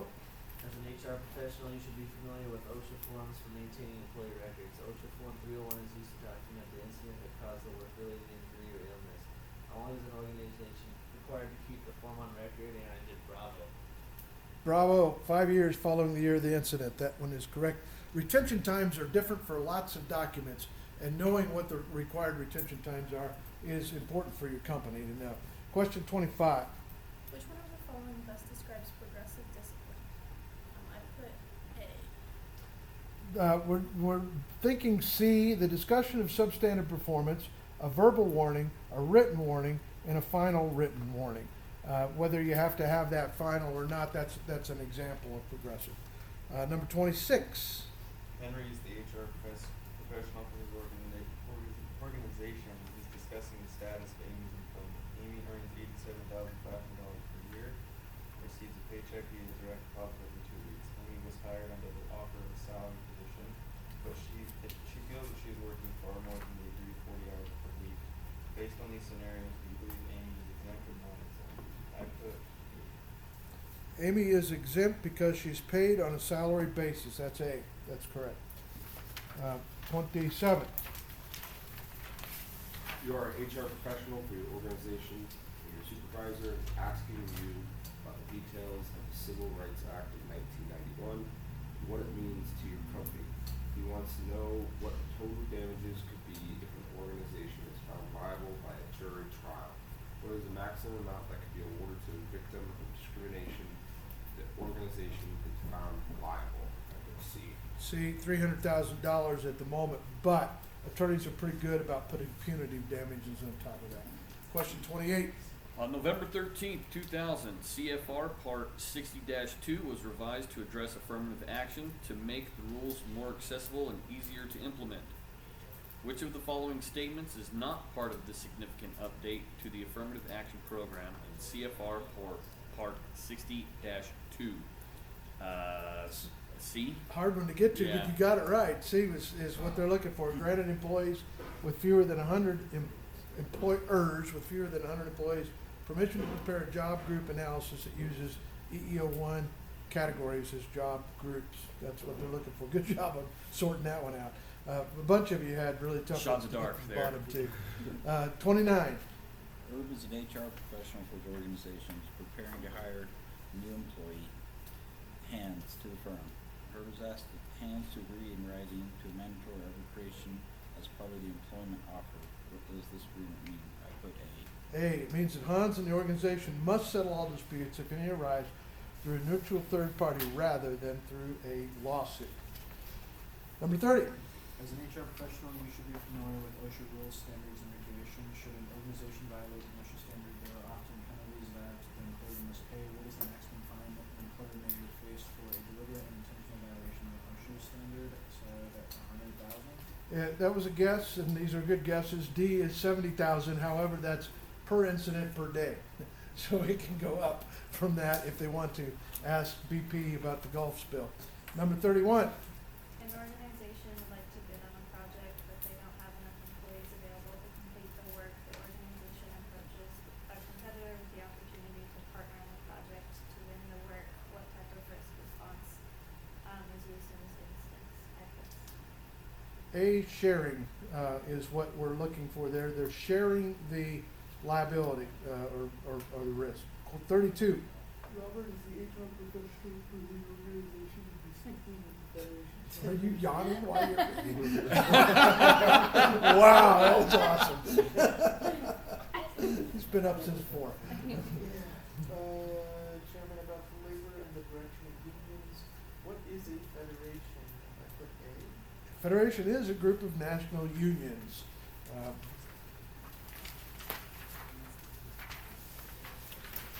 Russia was a federation at one point, Soviet Union was. Question 33. As an HR professional, you should be familiar with the terminology, practices, and rules governing unions and management in the bargaining process. There are three primary types of bargaining that management and unions participate in. Which one of the following bargaining types aims to generate a variety of options before settling on one? I put B. D is correct. Interest. Wait, did you say D? I did say I D. put B. Wow. But I was right. Eric got It this one sounded down right. when he said bravo. I knew which one he was. So they're looking for D, interest-based bargaining. I And never saw that. that is, I what hear is it. your position? What is your interest? And then bargaining from that point of view. Question 34. As an HR professional, you must recognize and be aware of several pieces of legislation that affect your performance as an HR professional. What term describes an illegal agreement of the manager to give an individual a job as long as the person does not join or be involved with a labor union? I put alpha. Yellow dog contract. That's an awesome term, and that one's used. If you haven't seen it, you might sometime. Question 35. Which one of the following presents the 7 stages of internal consulting in the correct order? I guess on this one I put alpha as well. Delta is the one. D is the right guess. You have to know when you look this up, or be lucky to just find it on a quick Google search. Exploring the situation, gathering agreement to the project plan, gathering data, analyzing, identifying findings, developing recommendations, presenting the findings and recommendations, implementing, reviewing, transitioning, and evaluating the project. We will cover that one next module, but it'll be easy at that point. Number 36. The Equal Pay Act of 1963 prohibits discrimination on the basis of sex in the payment of wages or benefits.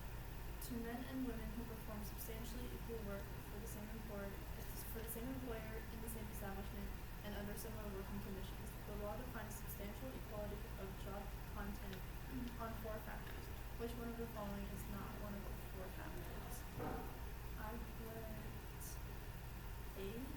It was education is the one that was not included. Answer is D. Question 37.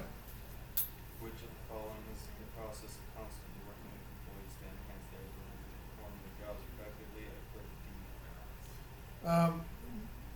C is a better answer, performance management. We're looking at performance.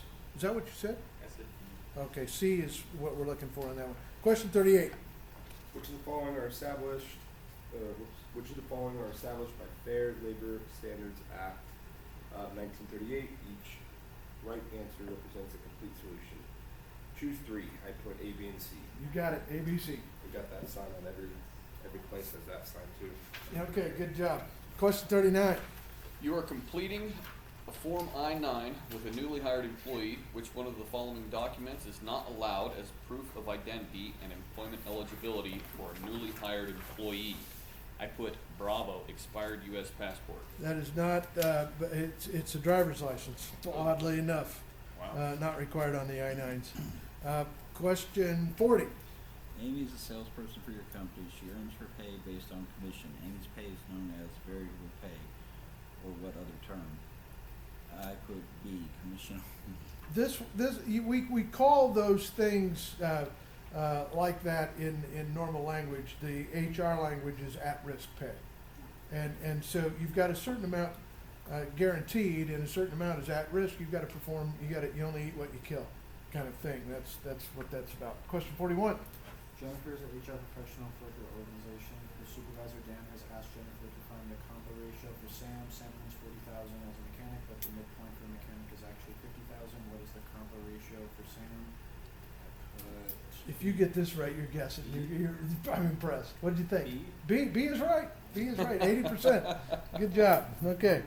A great guess. Whichever that was. Question 42. You are a HR professional for your organization. You have presented an idea to your staff. The staff members then discuss their ideas based on your presentation. All the ideas are recorded and collectively ranked from most important to least important or some other ordinary scale. Through this process, selection and forecast can be made for the organization. What forecasting technique have you used in this scenario? Do you know that one? We talked about that one in leadership, and you haven't had that one yet. Nominal group technique. A is the the official name for that technique. It's probably known by other things as well. 43. Which of the following are narrative methods of appraisal that require managers to describe the employee's performance? Each right answer represents a complete solution. Choose 3. Pick A, B, C. They look for BCD. The daily review, not a part of the complete solution based on performance evaluation, because we all have bad days. Number 44. There are 7 stages of internal consulting that an HR professional must be familiar with. Consider this scenario. Frances has developed an HR training plan for her organization. The plan is comprehensive, aggressive, and will provide organizational development for all levels of employees in the company. Frances is presenting her plan to her organization's management. What level of internal consulting is Fran participating in? I chose B. B is what they would like, gaining agreement to the project plan. Also, we will talk about that next course. Question 45. Heather's organization works with a labor union workforce. Heather has heard rumors that the union has been trying to create a hot cargo agreement with a supplier. What is a hot cargo agreement? Bravo. Might be sometimes called that. It's A, an agreement that employer will stop doing business with a non-union business. That is not okay, even though we might want to do it. 46. Sexual harassment is a form of sex discrimination and is illegal in the U.S. based on what law? Put alpha. Alpha is correct. Title 7. Question 47. As an HR professional, you must understand the laws and regulations which affect employee compensation. Which of the following was the first to address sanitary working conditions? I put A. A is the right one. Walsh-Healy Public Contracts Act. Question 48. As an HR professional, you must be familiar with several laws and pieces of legislation that affects your practices. With what act means it illegal to discriminate against older workers with respect to benefits or to target older workers for layoffs? I put A starts with OW, the old workers. So that's the one. A is the answer they're looking for. 49. Your organization employs 475 people, and you are the HR professional for the organization. You're teaching your staff about the EEOC laws and the rights your employees have under these laws. In your state, what term is assigned by the EEOC to the local offices that enforce the EEOC laws and any local or state anti-discrimination laws? I put B as in dog. C is in CAT, Fair Employment Practices Agencies. Question 50. You are the HR professional for your organization. You are leading a presentation on equal employment opportunity terminology for your staff. Beth, a staffer, wants to know what a charge is in regard to equal employment opportunity. What is a charge? Put D.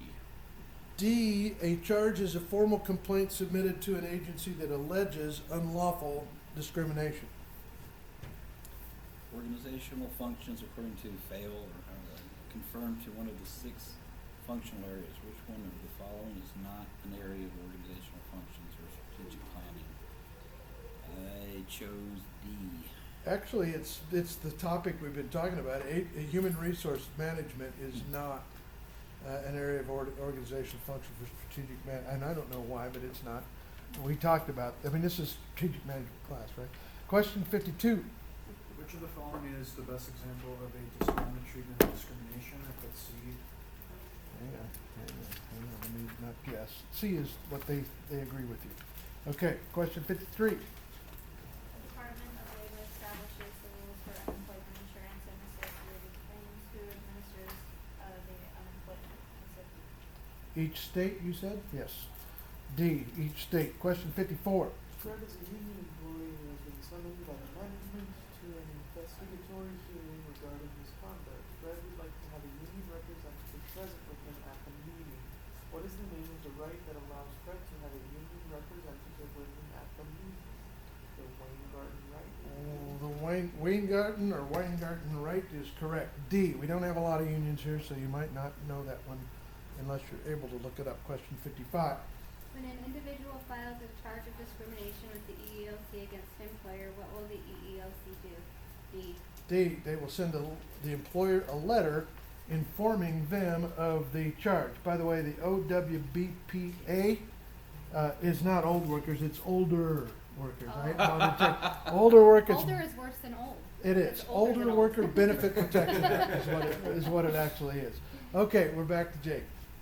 Alright, Yolanda is an HR professional for her organization that has 200 employees. Yolanda is working with Thomas, a manager in the firm. Thomas reports to Carrie, one of the staff members, who will be leaving the organization for a leave of absence due to a pregnancy issue. Thomas wants to know if he can terminate Carrie's employment because she won't be able to complete her work due to the pregnancy issue. What is the best answer for this scenario? And I said Delta. Delta, Yolanda should tell Thomas that Carrie must be treated the same way as any other temporarily disabled employee. Pregnancy is a temporary disabled. A little more permanent for some, I think. Question 57.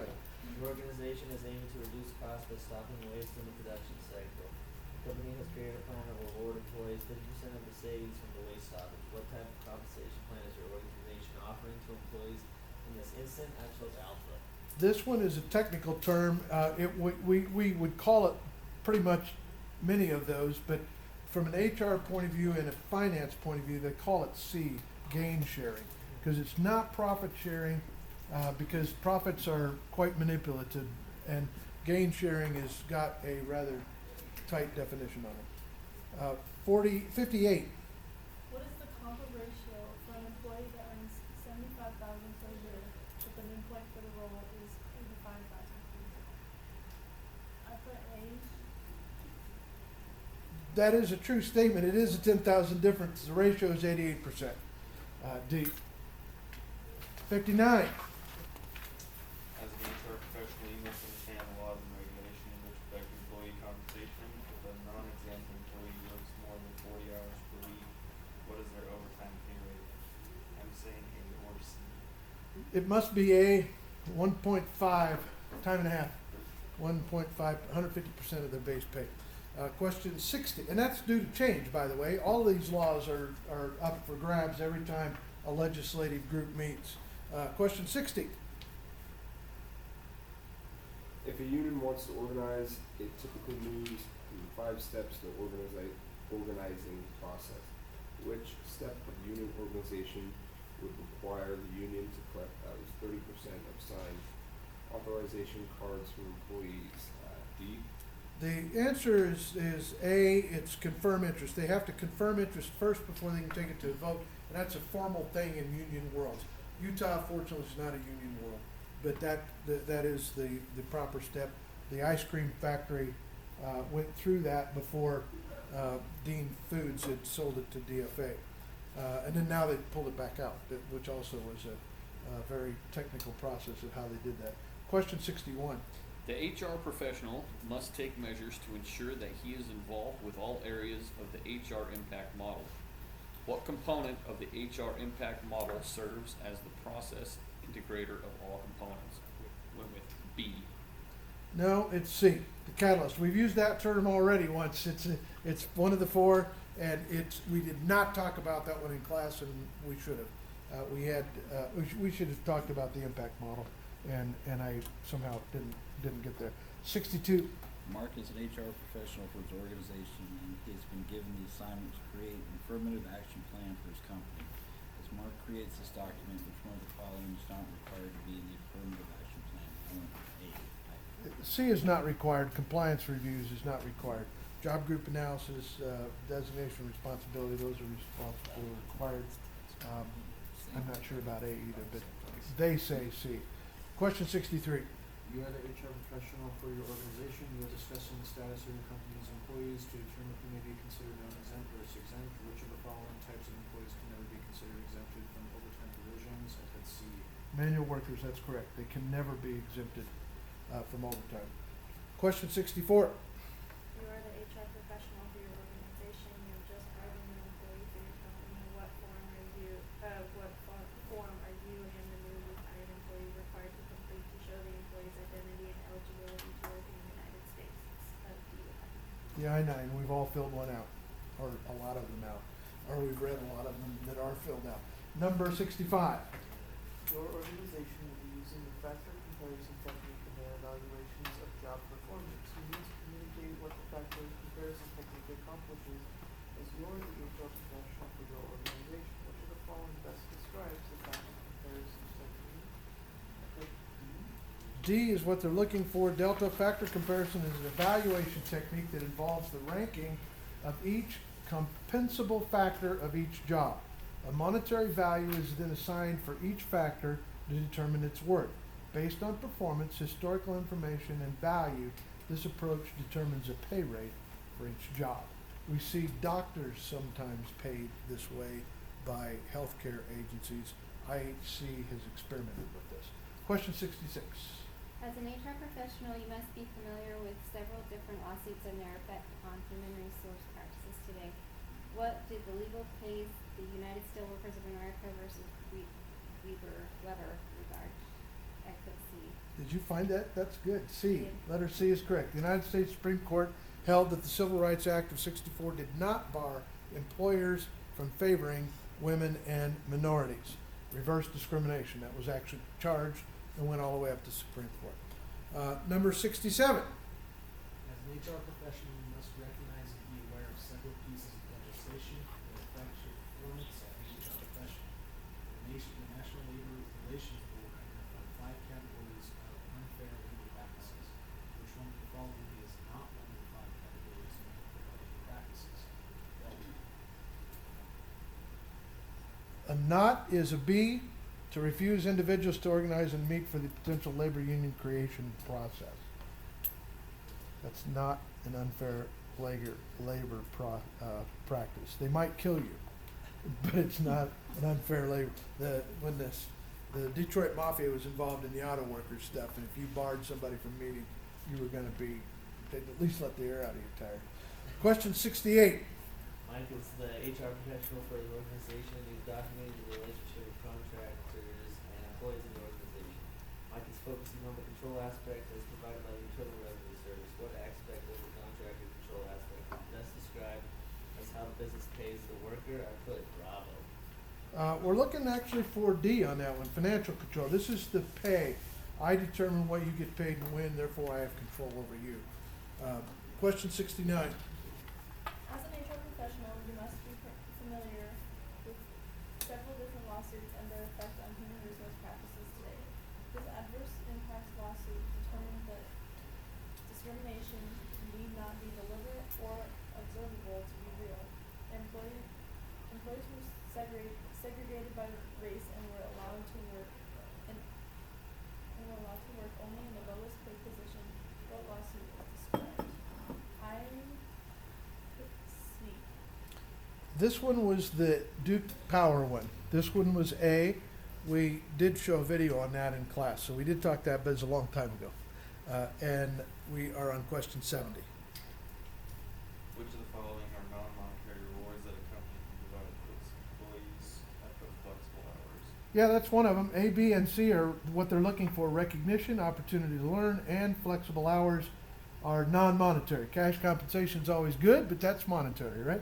So A, B, C is what they're looking for. Question 71. As an HR professional, you should be familiar with the terminology, practices, and rules governing union-based strikes. What is the ally doctrine? C. C, a union may expand upon its primary picketing activity to include employers who are allies of the primary employer.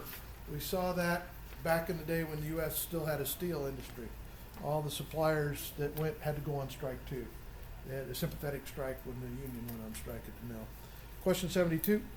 Holly is the HR professional for her organization, and she's examining the type of exemptions for computer employees. What is the minimum rate that the computer employee must earn to be considered exempt? B. At the time of this writing, it was A, 2763. I believe that has changed since this test was published. And you probably found the right That's answer. what I found, yeah. Yeah, okay. So you found C, 45 I bucks? found B. B, 1703. Let's. 1710 is what I found. Okay, okay. So I don't think we argue on that one. The point of question is that did you know that certain types of employees had minimum Requirements. requirements? So that's kind of a wake-up call for some of us. We didn't realize that that existed. Question 73. As an HR professional, you must recognize and be aware of several pieces of legislation that affects your performance as an HR professional. Which one of the following acts exempts labor unions and agricultural organizations from the Sherman whatever act? I put C. I took a while to get it. It really was the Clayton Act, that did that, and that was the Monopoly Act, where it was determined that they couldn't do that, and it was actually the vineyards. It was the winery that was the test case on that one. 74.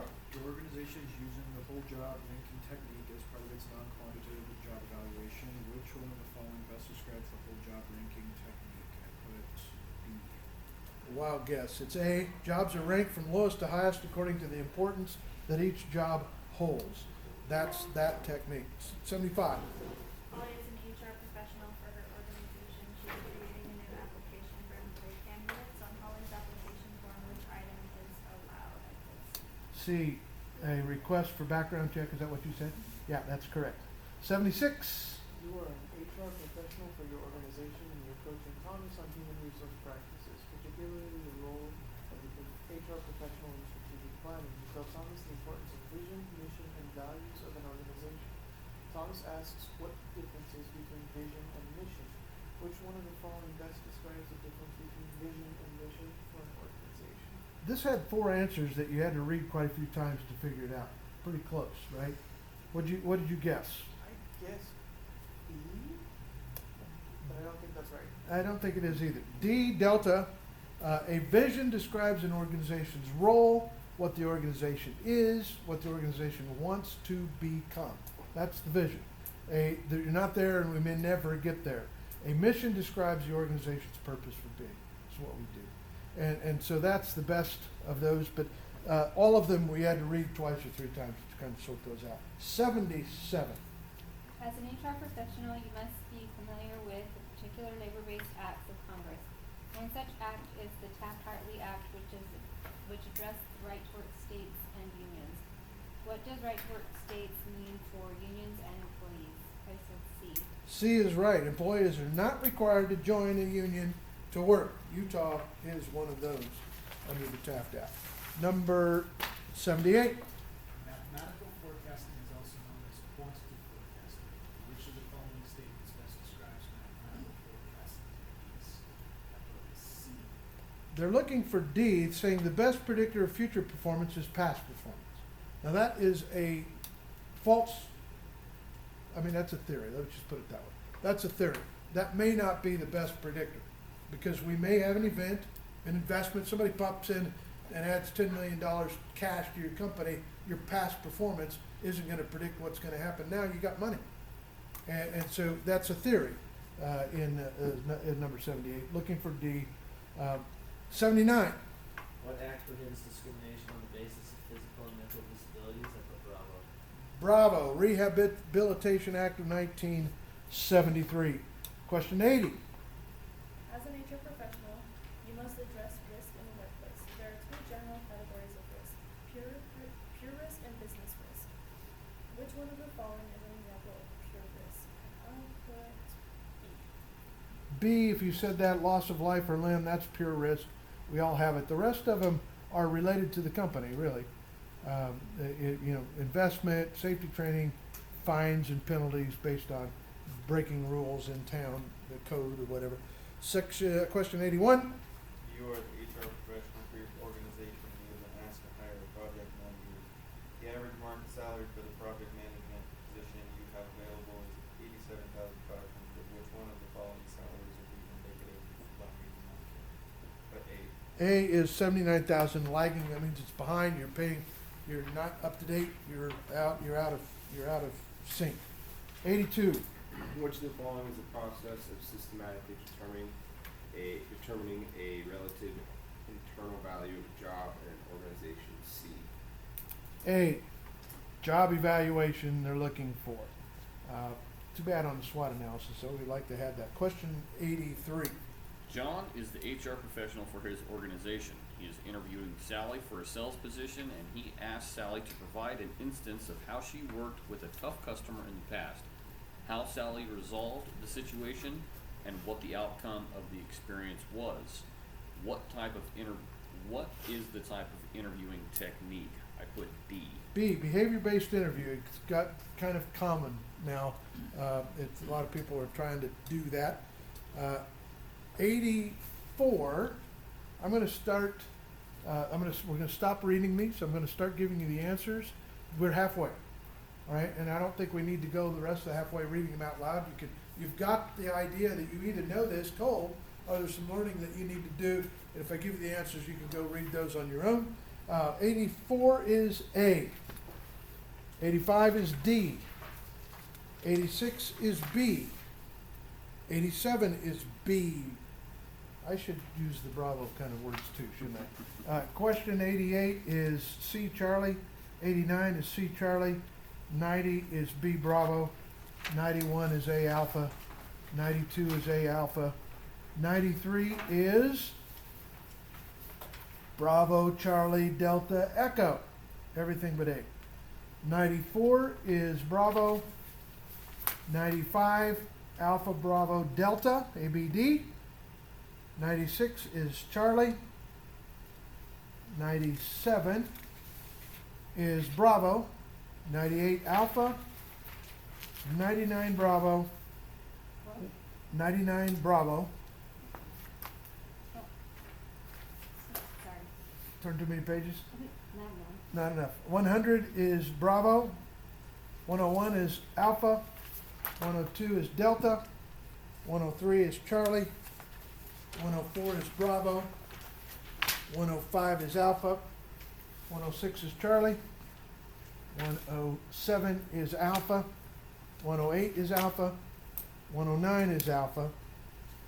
110 is Charlie. 111 is Alpha. 112 is Charlie. 113 is Alpha.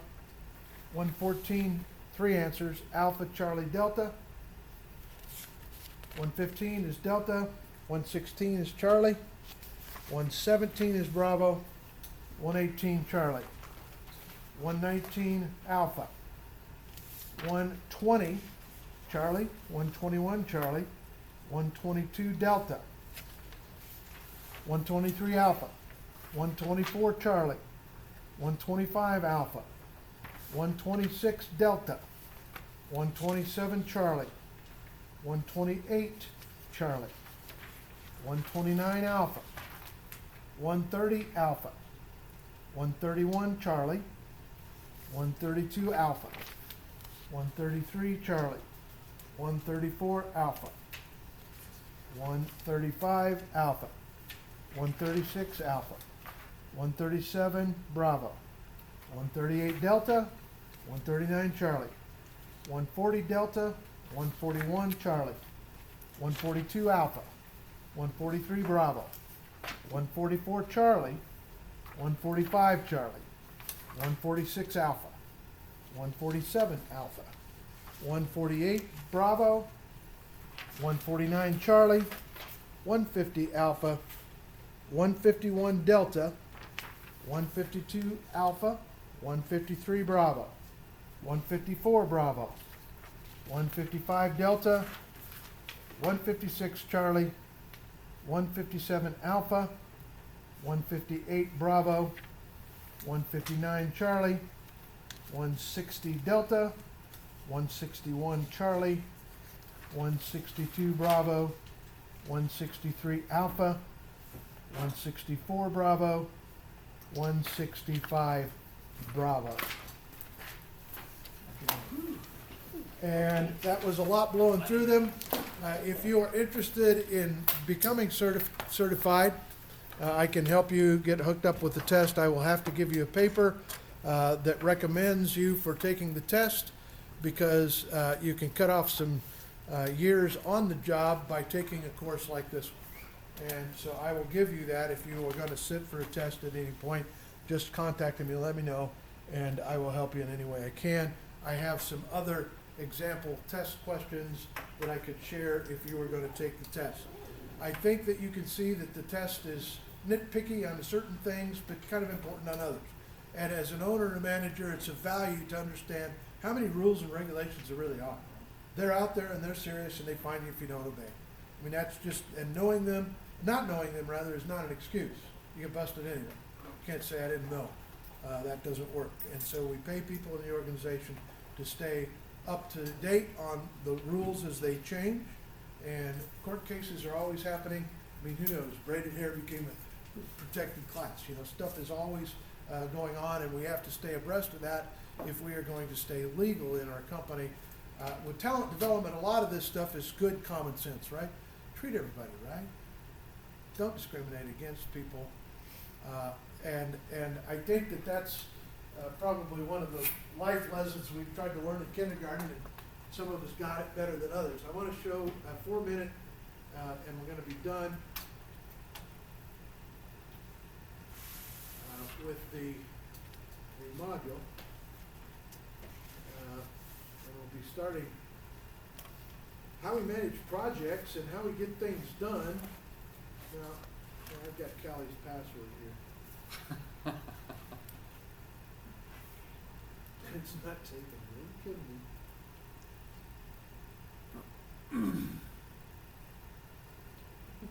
Going real slow. That's all it took right there. Okay.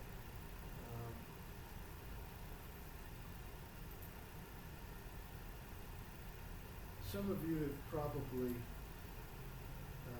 seen this. It's a 4-minute clip about how we put people in boxes, and as we kind of summarize talent development, we shouldn't be prejudiced. We shouldn't give people opportunities that we like. We shouldn't give people that we don't care for not opportunities. It's illegal to do that way. The beauty of our company is having people around me that aren't me, that aren't like me, and they can bring things to the table that I wouldn't bring to the table, and they get a chance to look at it and go, wow, that's kind of cool. I would have never done it that way, but it turns out kind of cool. So we put people in boxes, and this is a clip some of you I'm sure have seen, but just it's worth 4 minutes to see it one more time. It's so easy to place people in boxes, drawing lines, creating signs. There's us, and there's them. Those we feel comfortable around, and those we don't. There are those of us with many chapters, and those just starting their own stories. There's the well-to-do, and those doing what they can. There are those we share something with, and those we don't seem to share anything with. Welcome, and thank you for coming today, guys. Today I'm going to be conducting an experiment where I'll ask you a series of questions. Now, these questions will be very personal questions, and for us to get a true result, I need you to be completely honest with how you respond. The first question I have is, who in here was the class clown?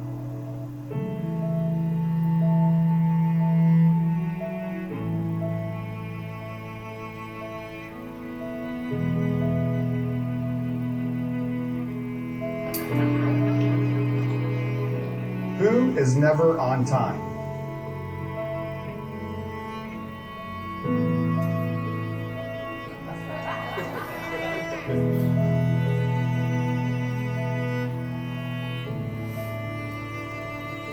And then there's us. We who have tattoos.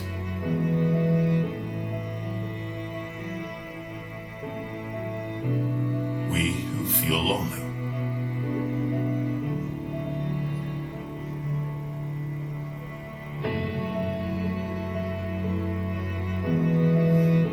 We who have been bullied.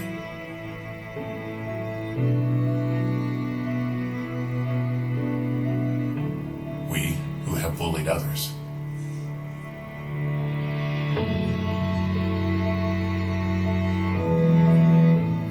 We who are madly in love.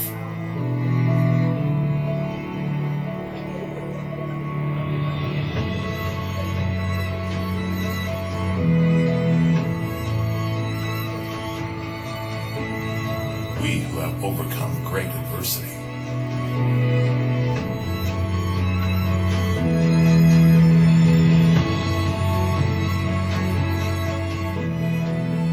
And there's the lucky ones, whose team won the championship this year.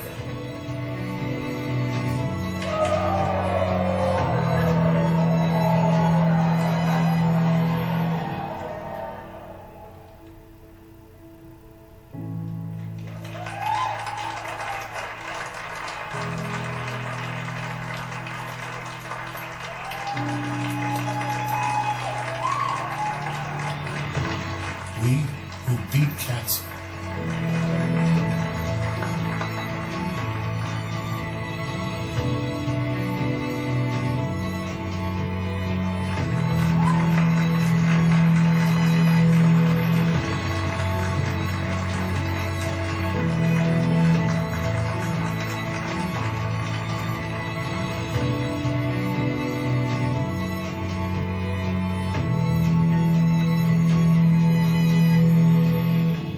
And then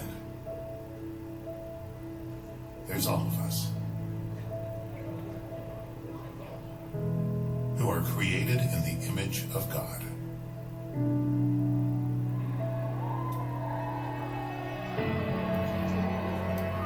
And as one body, we stand together,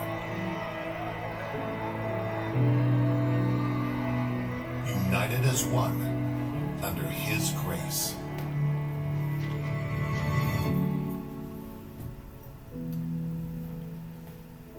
Wasn't really meant to be a church thing. It's meant to be that we are maybe more alike than we are different. And as we hire people, as we train people, as we promote people, as we encourage people, as we coach people, as we develop people, as we develop talent around us, there's amazing power in the people that are around us, the diversity that they are, the things they bring to the table. Amazing. Just amazing. We have an opportunity to witness that. We have an opportunity to be a part of that. We have an opportunity to make our company, our team, a better place because of that. And I think that's cool. And that's what this class has been about. We'll start on how to make things happen and get things done on budget and on time on Tuesday. So have a great weekend. I look forward to seeing you back on Tuesday. And as we turn a chapter on another topic, we'll never close the chapter on this one because talent development is something we don't ever want to stop doing. But with that, take off. We'll talk to you next time.